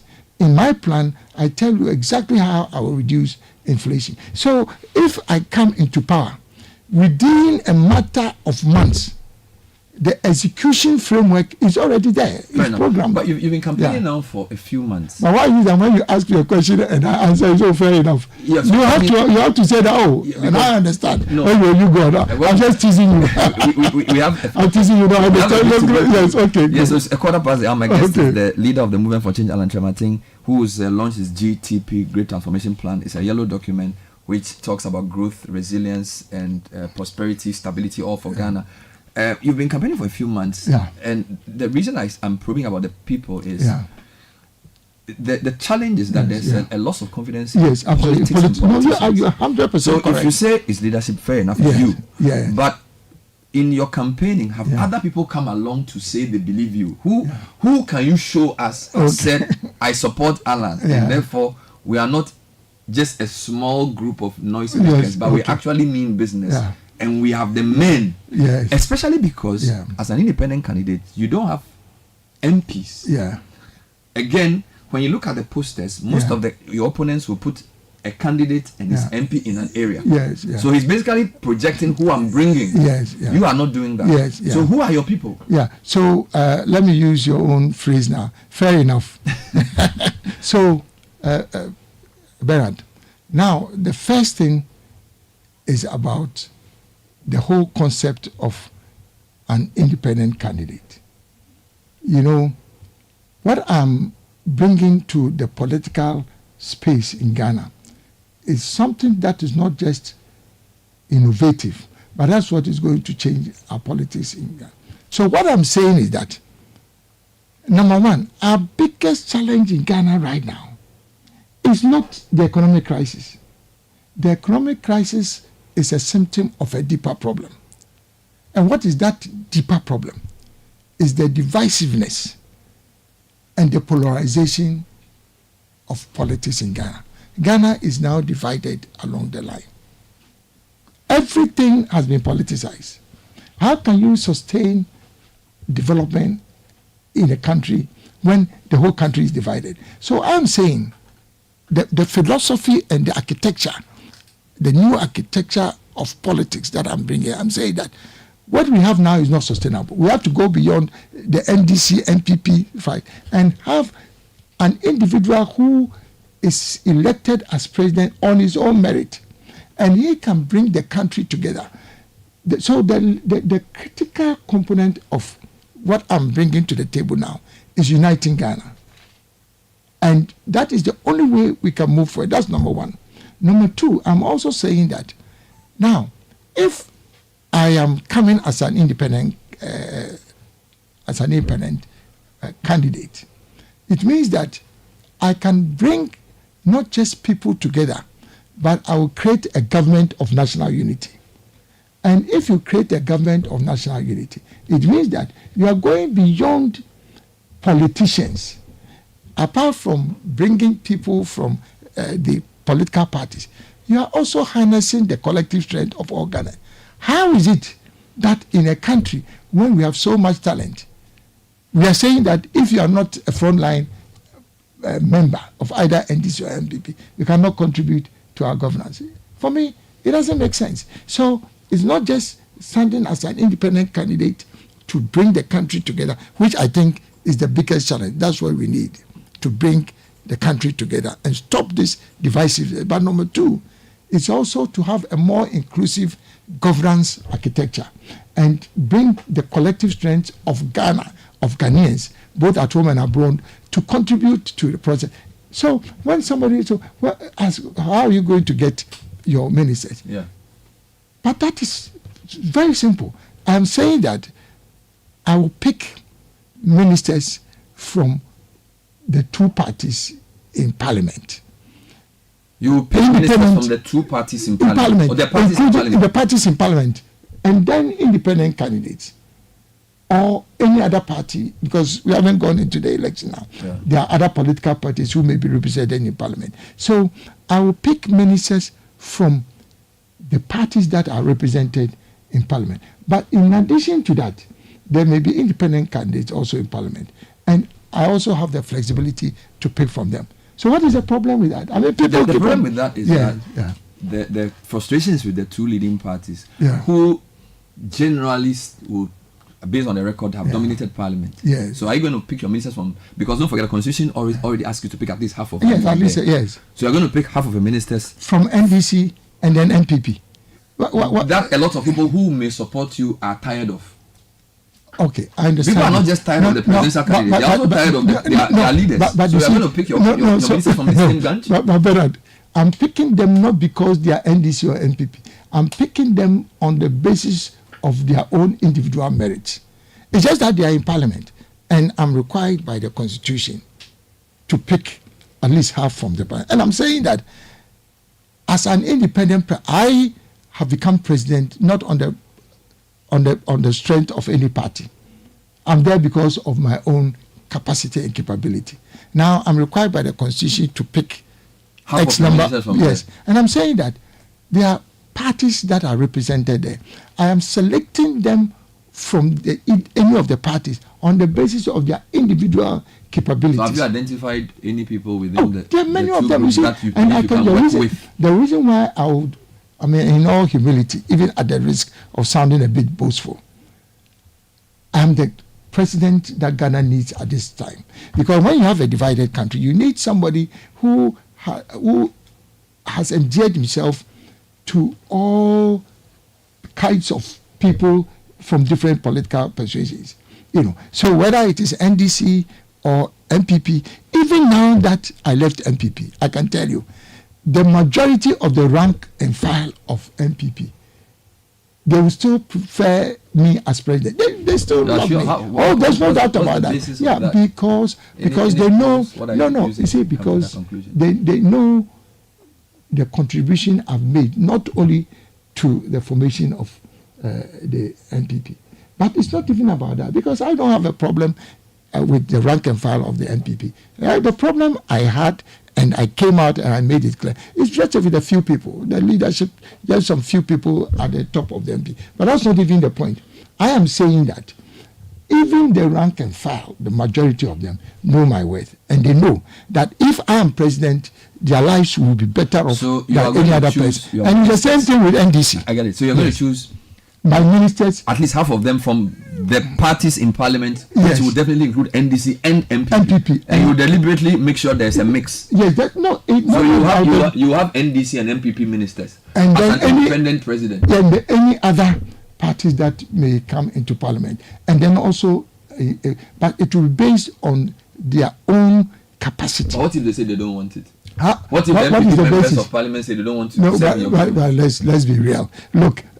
So if, for example, you are representing NPP or NDC in parliament, now because at that point, if the election is over, Alan is president.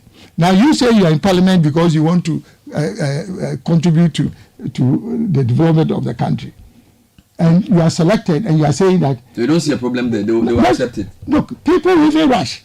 You see, because like I'm saying, it depends on the type of person who is now the independent president. But I'm even going to suggest that, look, apart from this effort that I'm making to become the first independent candidate to become president, in terms of our governance architecture, we have to look at this model very well.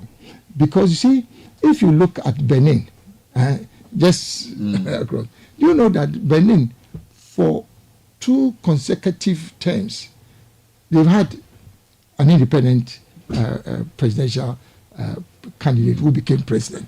And Benin is going through the most transformational period. But do they have the same entrenched Oh yes. It was even worse than ours. You know, President Kreku and all those but things. The history in Ghana shows that the two parties are actually getting stronger. So, if I show you, of course, history is not the best, but history is a guide. They are not getting stronger. No, they are. They are getting weaker. No, I will challenge you. I will show you this. There's a chart I can show you on my computer. Where between 1992 to 2020. The percentage of votes gotten by parties other than NDC and MPP has reduced from 10% to less than 2%. But I'll explain that's number one. Number two, even parliamentary wise, now it's purely just one independent. Whereas under the first there were few. So my point. But I'll explain to you. But I'll explain to you. No, it's a misunderstanding. I don't want to say misrepresentation. It's a misunderstanding of what has been happening in our political. But just also to give you, it's not just Africa. Do you know that the most successful president of all times in the United States, George Washington, 2 terms that he was in office, he was an independent candidate. George Washington, in the I would say in the headquarters of democracy. Over hundreds of years ago. Yes. George Washington, and he won against the duopoly at that time, because there was this same fight. Today, an independent candidate. No, but based on their French duopoly. I'm just telling you that we also have to learn, but they can also learn. You don't know that right now they have that problem itself with the duopoly. So does it serve the cause of any country to have a monopoly of power by a duopoly?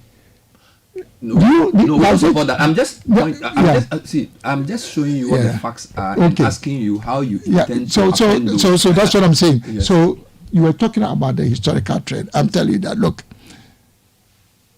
what we have now, the situation that we found ourselves in over the past, is because there was no viable alternative. And I'll explain to you. There's never been any viable alternative to this duopoly. And that's why you are now working through the trend. That trend has arisen only because there was no viable alternative. When people start talking about, but Mr. A tried as an independent candidate, Mr. B tried as an try and check those people. You know, these were, understandably excellent people. But the difference is that I am coming out of a dominant party. And I'm coming out of a dominant party also as a dominant figure in Ghanaian politics. That's number one. So the circumstances are not the same.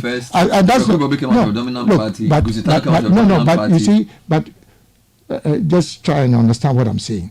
I've been minister in Kufuor's government with a distinguished record.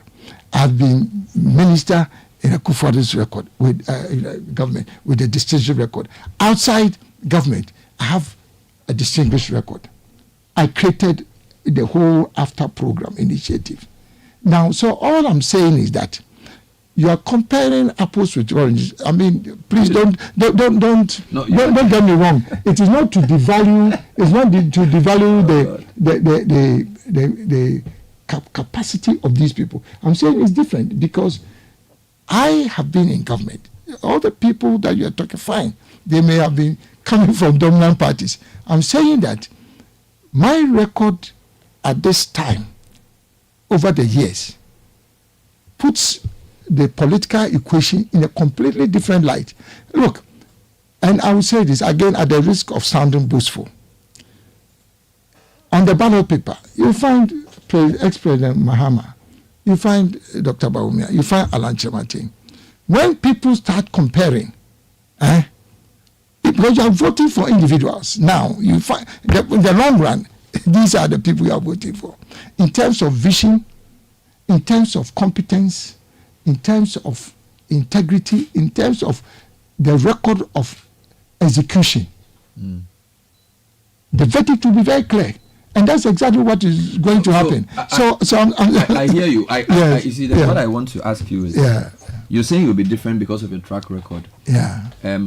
We've had these so-called smaller political parties not doing well, and the facts I have pointed out, you say you don't agree, but the facts are there. They speak for themselves.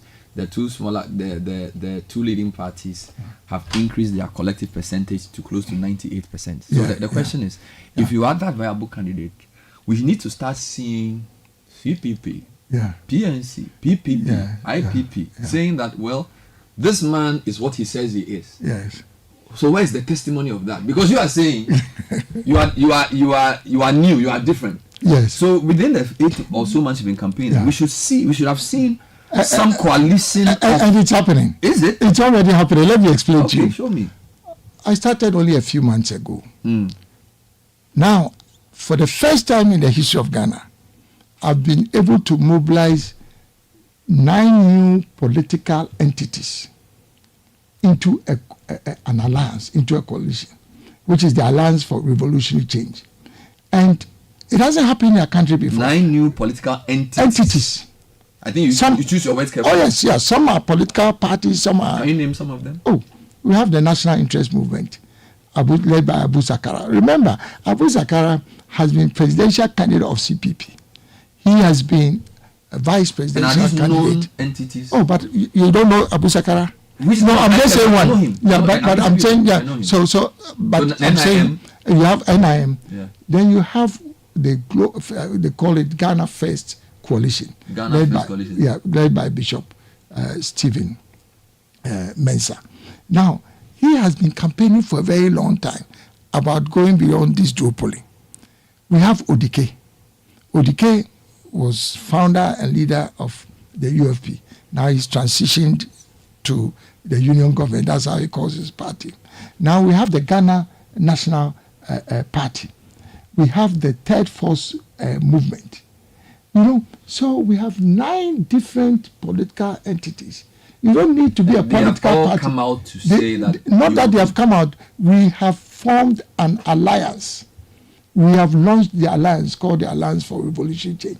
And the reason why it is a first in our country, all these previous efforts at alliances, whether it was the Great Alliance, Progressive Alliance, they never stood the test of time. In our case, within a matter of 1 month, all these different political entities were able to coalesce around the movement for change. And the reason why it has become something that would change the dynamics of our country. Again, for the first time, all these 9 other parties, apart from the movement or entities, agreed that Alan should become their leader. So I don't discount the significance of that. Yeah. But the question I have is, of the names you've mentioned, only Odike has actually stood as a political party or run for anything. So these are... But what about Abu Sakara? No, I'm talking about the movement that they represent. So Odike's party we know. Yeah. So what I'm saying is that there are existing parties like the PNC, yes, CPP, okay. the PPP that if you are the person that will be seen as the alternative, then there's Ayariga's group, there's what's the name of this guy? Liberal and then Gumia. Yes. Don't you think it will be more substantive if those people come on board because they are the ones who have run for president before? No, I want to correct that impression, and I do so very respectfully. Don't start comparing the strength of political entities based on the fact that this man has run as president before. No, I think it will be wrong. You have an organization. You have an organization. They've campaigned before, and you have to look at the individuals. Let's look at the individuals. The fact that somebody has got a provisional license and has campaigned before as president, does that automatically make him better than somebody who has a political movement? Movements come about because they are pursuing a certain cause. And I'm saying that try and audit the background and performance of these other entities. But be that as it may, the fact that all of us have agreed to come together in alliance to fight the general election is in itself a very significant development. And do you know why we were able to do that seamlessly? It's because all of us realized that we are talking about the same thing. First, we were talking about going beyond the duopoly, the NDC and MPP. Secondly, we are talking about going beyond this winner takes all syndrome. lack of continuity of government projects. We were all talking about the need for constitutional reforms. We were talking about the need to go beyond manifestos and to have a plan. Are there discussions with other groups beyond the 9? Oh yes, very much so. I mean, anything to report around the party? When you haven't consolidated a discussion, maybe it's not appropriate to. But I have very close relationships with Dr. Indom, personally, and with his organization. I have very close relationship with the CPP. I mean, as an entity. I have very close relationship with the PNC. You know, right now, the second vice chairman and the current chairman of PNC, they've been campaigning with us openly. The second vice chairman? That's Henry Asante. You know him. Henry Asante and Bala. They are campaigning with you. Oh yes, they're openly. It's not that they are hiding. The registration drive. Is there a way in which you can test beyond? Because as I said, on the markets, are people registering? Do you have members? We have a very robust and powerful volunteer corps. I don't even want to shock you, but the reason why we are confident. The reason why we are confident about this is that, look, we have mobilized volunteers who are 3 times the number of the I would say the executives of the 2 dominant parties. Really? I'm telling you. You see, so in all 275 constituencies, volunteers who on their own. This is not the typical thing where I made it clear. So you're not going to do like offices or stuff like. You're not going to set up party offices. No, but we have representation in every constituency. Every constituency. So is there and also to find you? Yes, and it will be. I'll see the butterfly, or what will be there. You, of course, the alliance and the butterfly, because so we agreed in the alliance that each alliance partner will keep the identity. Okay. But so if I see it's not a merger. If I see Ghana Freedom Movement somewhere, it's the same still thing. You. Yes. So they are not changing their insignia to you. Yes, no, they say you will be their candidate. Yes, and then also we work together. We fight the election together as one. So just to be clear, so it's not a merger. So your agent at the polling station, yes, could either be coming from the Movement for Change or let's say from the NIM. But they will come under the alliance. Or under the alliance. But you see, because I'm coming as an independent, it's the Movement for Change. I get you. So it means that the butterfly. The alliance will not be a political party. No. So it's an alliance around an independent candidate. Yes, it's an alliance around because they've all endorsed my candidature. So they are supporting the candidature of Alan Kyerematen, who will be on the ballot paper representing the Movement for Change, and then also my symbol is Afafranto. My symbol is Afafranto. But if I can make a quick point, I think it's a very important question that you raised about how extensive is our support base. Do you know that the NPP, because I've been a founding member of them, the NPP does not have more than 1 million registered members. They've never had that. You sure? Oh, but it's clear. I mean, even the number of executives within NPP, those that you can commit that at all costs they will vote for NPP, the executive, there are only 210,000 people. This includes the polling station? Police station executive, all the way to national. There are only 210,000. Now, if you... So the party doesn't have more than 1 million registered card-bearing members. What about NDC? NDC, I'm not sure. I don't want to make hazard against. But I suspect it will be around the same thing. Now, these are the people who you can bet that at all costs they will vote for NDC or MPP. Let me use MPP. At all costs they will vote for MPP because they are committed. Now, I can tell you that that is the only base that they can count on. Now, if you decide that you even add 2 billion people to them, it only comes up to 3 million for either party. And NPP, the only group they can count on is not more than 3 million people. Now, but I just want to explain something to you. So you'd ask me, let's use the 2020 electoral statistics because we don't have 2024 statistics. There were 17 million registered voters. 17 million registered voters. Now, MPP in 2020 got, let's say, about 6.5 million. So it asked me, so how come did they get 6.5 million if there's no way that they can have more than 3 million hardcore supporters, not even registered members, supporters. Now, that difference between the 6.5 and the 3 million, they are all sympathizers. They vote for MPP or NDC only because there's no alternative. There's no alternative. Because if, let's say Bernard Avle, you are not committed, but you still want to vote, and you come election day, you have only NDC or MPP, and you want to vote, you vote for either of them. But you are not fully committed to them. If there's an alternative, you consider the alternative.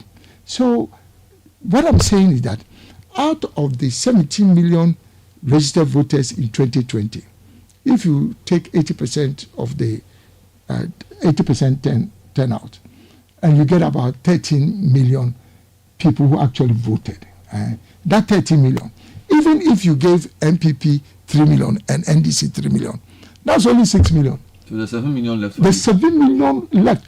Who are the people? That 7 million, I can tell you, they are the people who matter. They are the people who matter. And do you know where it's coming from? Those aged between 18 and 35. Because out of the 17 million who are registered voters, almost 10 million, 9.7 million, are aged between 18 and 35. People have not worked out the numbers. So that's why MPP and DC think that, we have 40%. You don't have any 40%. You don't have that 40%. And they themselves know they don't have any. Think that so only half of the people who vote for the two parties actually are like hardcore voters for them. Hardcore. So it will not go beyond that. Sympathizers or people vote based on. And because there's no alternative. So that's your. That is my constituency. So but that, you know who these people are? How do you know who they? Where do we find? But I've explained to you that the difference is that if they were so you give me an age demographic. What I'm asking is, do you have like also their geographic? Absolutely. But characteristics. I'm not coming to this. I'm not coming to tell you on open air now about. But you see, in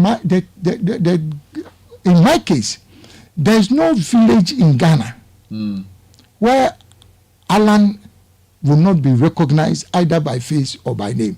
It's either Alan Cash, they know me just by the sound of my name or by my face. There's none of the two candidates has that level of penetration in a country. I'm saying this in all humility. Yes, but you see, look, remember. Look, I've been around. I'm talking about my own. I don't want. I'm saying that there's no. Them has the same level of recognition as you. And penetration. That's what I'm saying. But that's debatable. Well, but everything I'm talking about my own assessment. I'm talking about my own assessment. You see, because the point is that in MPP, when you run for primaries, it's only a small group of people who. But when finally you go for the general election, remember, there's no election that Nana, the current president, has been to in terms of general election, where you will not find Alan standing side by side with him. Nowhere. And on the ground, they love Alan because somehow, and you know, there's also some spirituality about you are laughing. I'm smiling. You're smiling. You see, there's a spirituality about leadership. There's a spirituality about, when people say that, it is God who makes kings and things that, it is real. It is real. And that's why I have bid my time. So you think this is the time? This is the time. And that's why I've never been worried.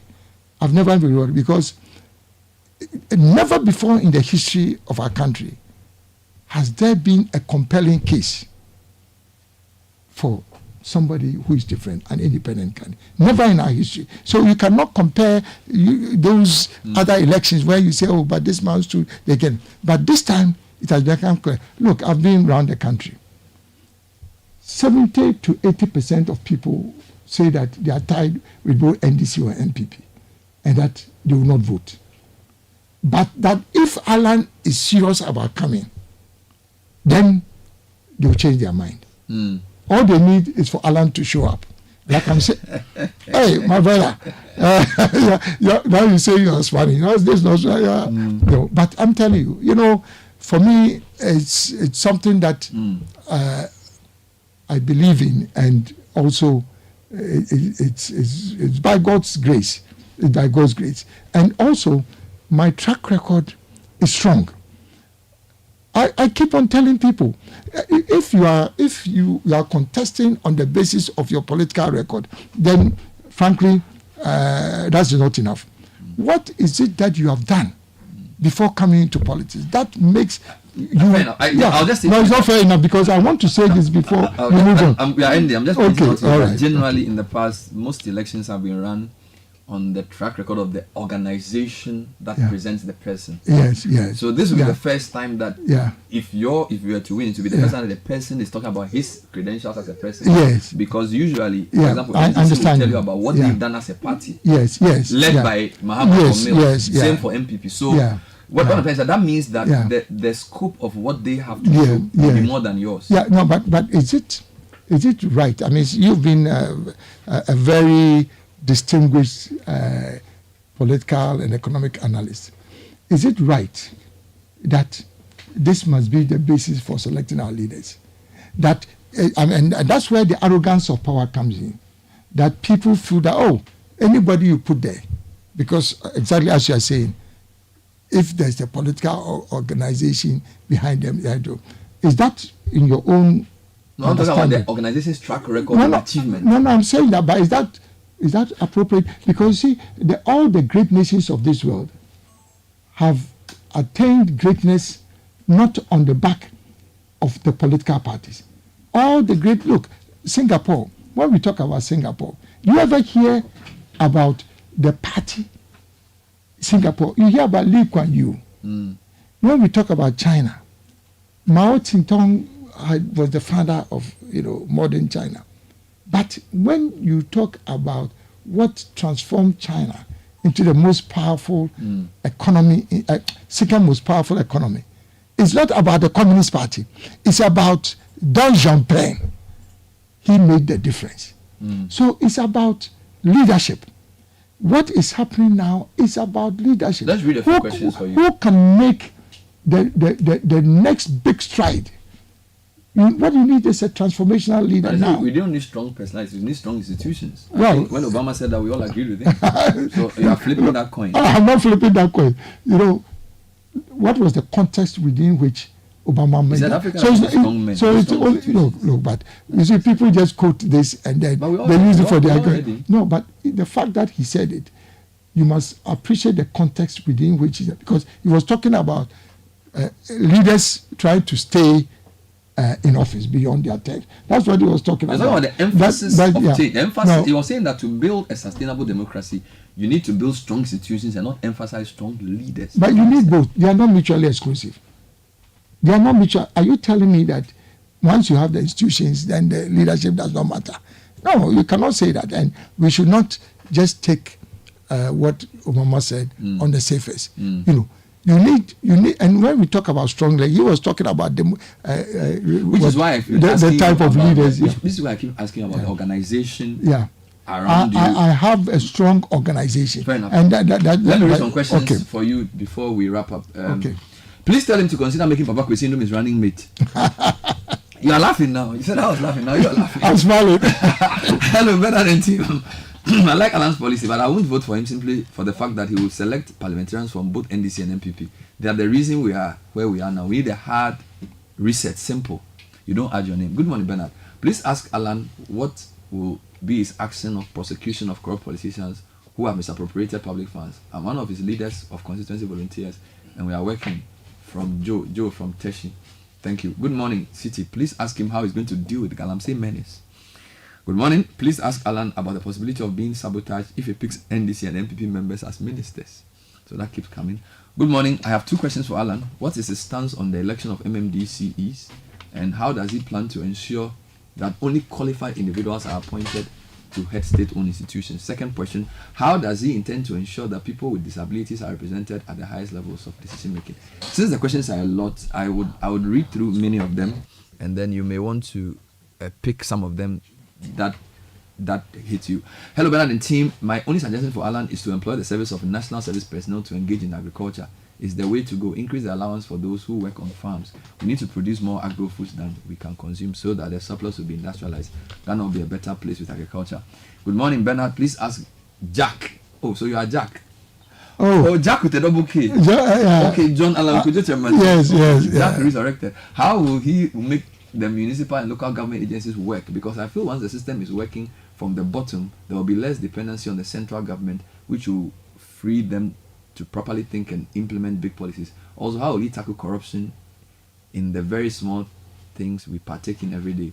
Ensure all cars are roadworthy, ensure assemblies are fixing their roads in real time.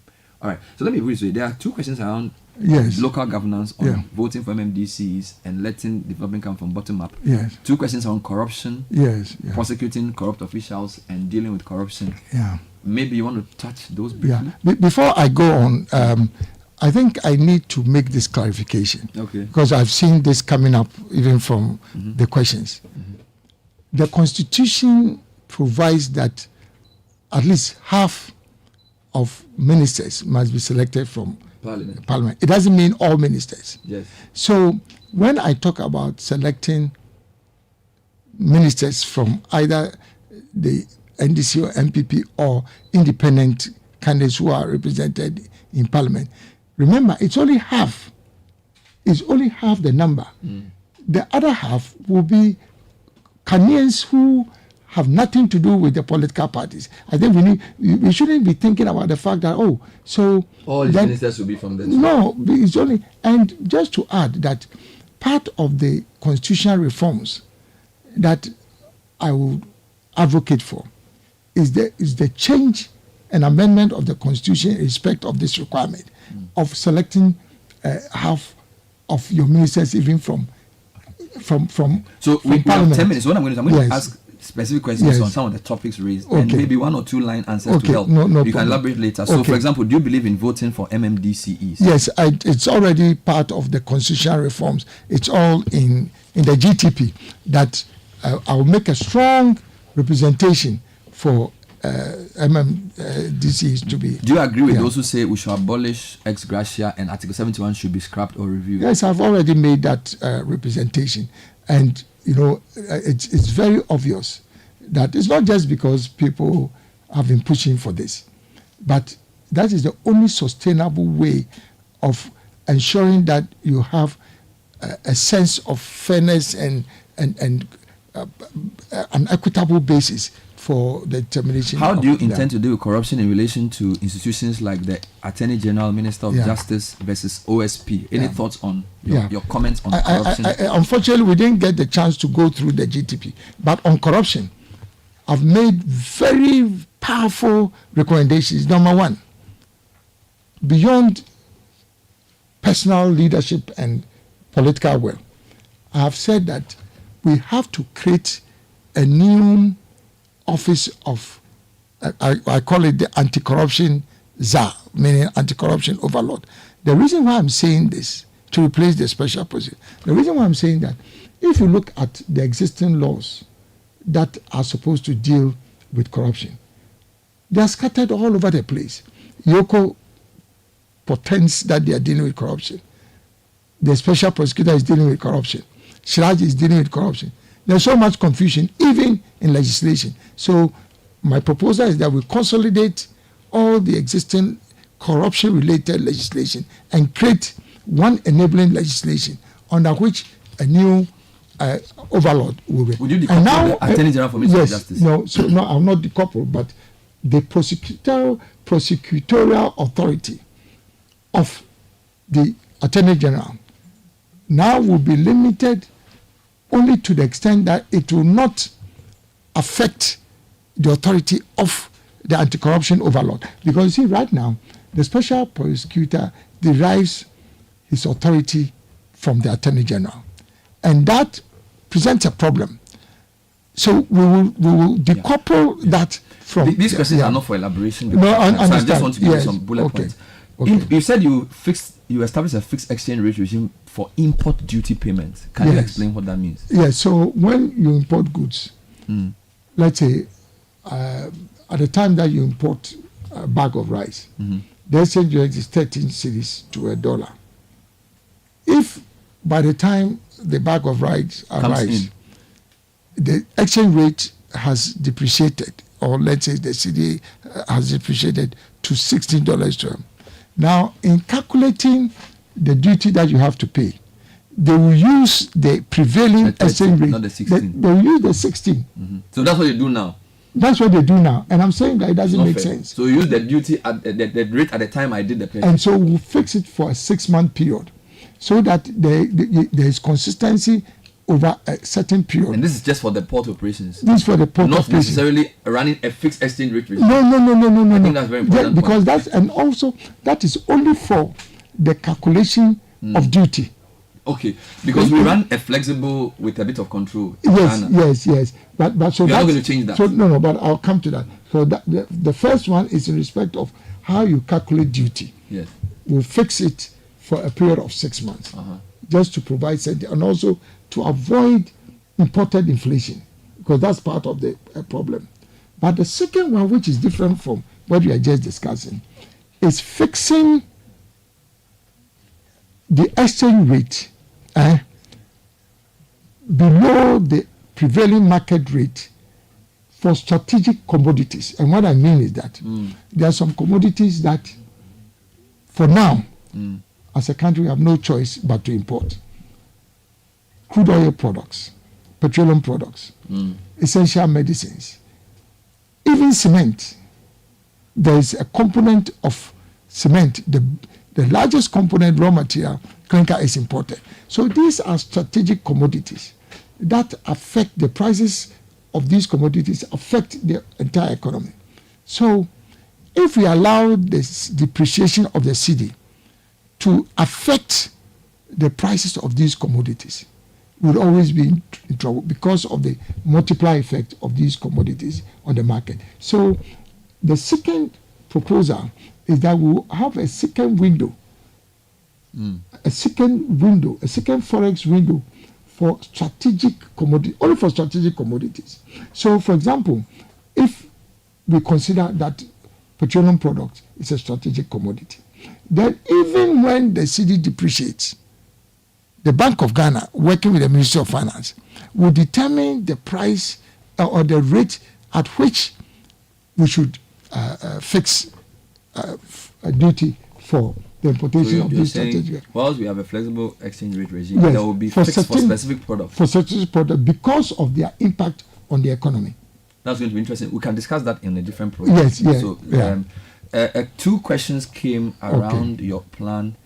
A couple of people want me to ask you, and I think I need to read it so you don't. Okay. Bernard, ask Alan the number of those entities he has aligned with. You asked already. Is he contesting because he wants MPP and Baumia to lose? Because some of his spokespersons speak stressing openly that they want that MPP will lose. This is a question that came in for you. But I don't know on what basis he's asking that question, because if say somebody is asking or making representations to the fact that we want MPP to lose, then it's very unfortunate. I am not in this to become a kingmaker. I'm in this to contest to become president.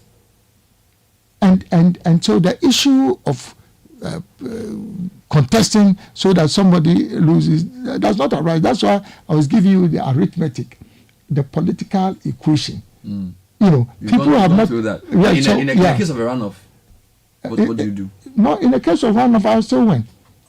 And that's exactly that is what is going to. What if you are not in the top two? Well, that's what I'm saying, that I've done on my own calculation. If it goes into a runoff, I will still have the leverage. I'll have the benefit. Because, as I said, I will be able to pull whichever. I'm saying, but in case of a runoff that you are not in the top two, what will you do? Well,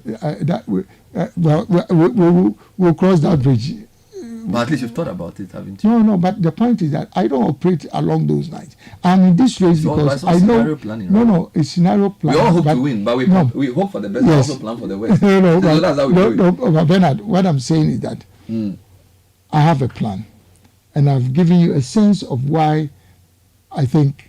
No, that's I'm just asking if in the case of a runoff, who will you support? Well, no, I don't think that's a question on the table now. You won't answer. No, it's not a question on the table. Once he gets into a runoff, I mean, by the grace of God, I'll be the preferred candidate.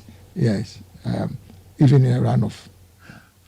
Do you support the? But can I make a point about this? You see, there's a lot of propaganda. Oh, Alan is the best candidate, and people know that I'm the right candidate for the country at this time. People know. There's no doubt about that. But there's a propaganda. Oh, but Alan, can he win as an invite? You see, because people are not looking at the numbers, and that's why I took my time to explain to you the circumstances that we have in this country right now make it different from any other time. So it will be different.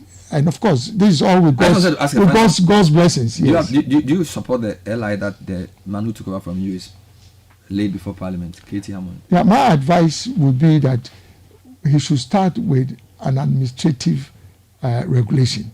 Because you see, the point is that there's always been an established process of consultation. And I know Katie, if you take my advice, and you know, he has a way of getting people to work with him, you know. So I don't doubt that he can get some consensus.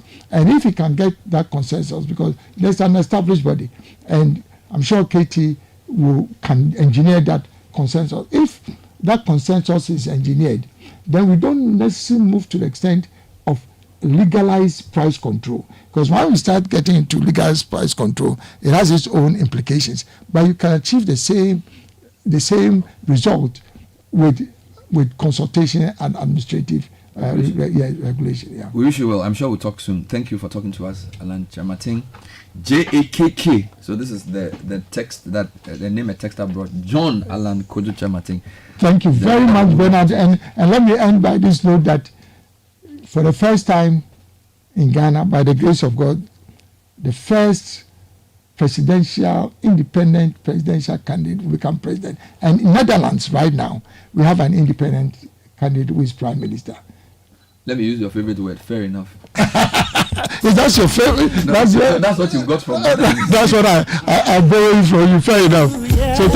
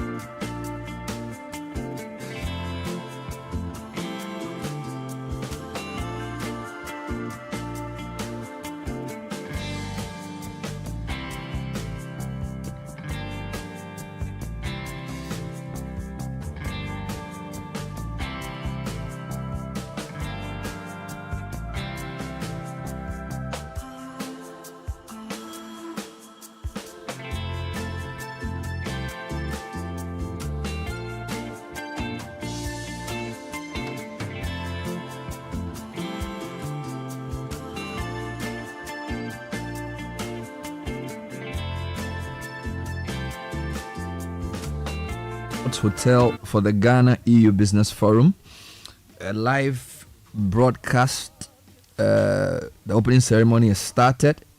And then the event will also comprise the launch of special measures being put together by the two countries, or the two, if you like, partners in dealing with development. So there's a live event coming up. Ghana EU Business Forum is currently holding at the Marriott Hotel. Abiakosera Mashong is there for us. The team is already covering. We're crossing over shortly to hear more from there.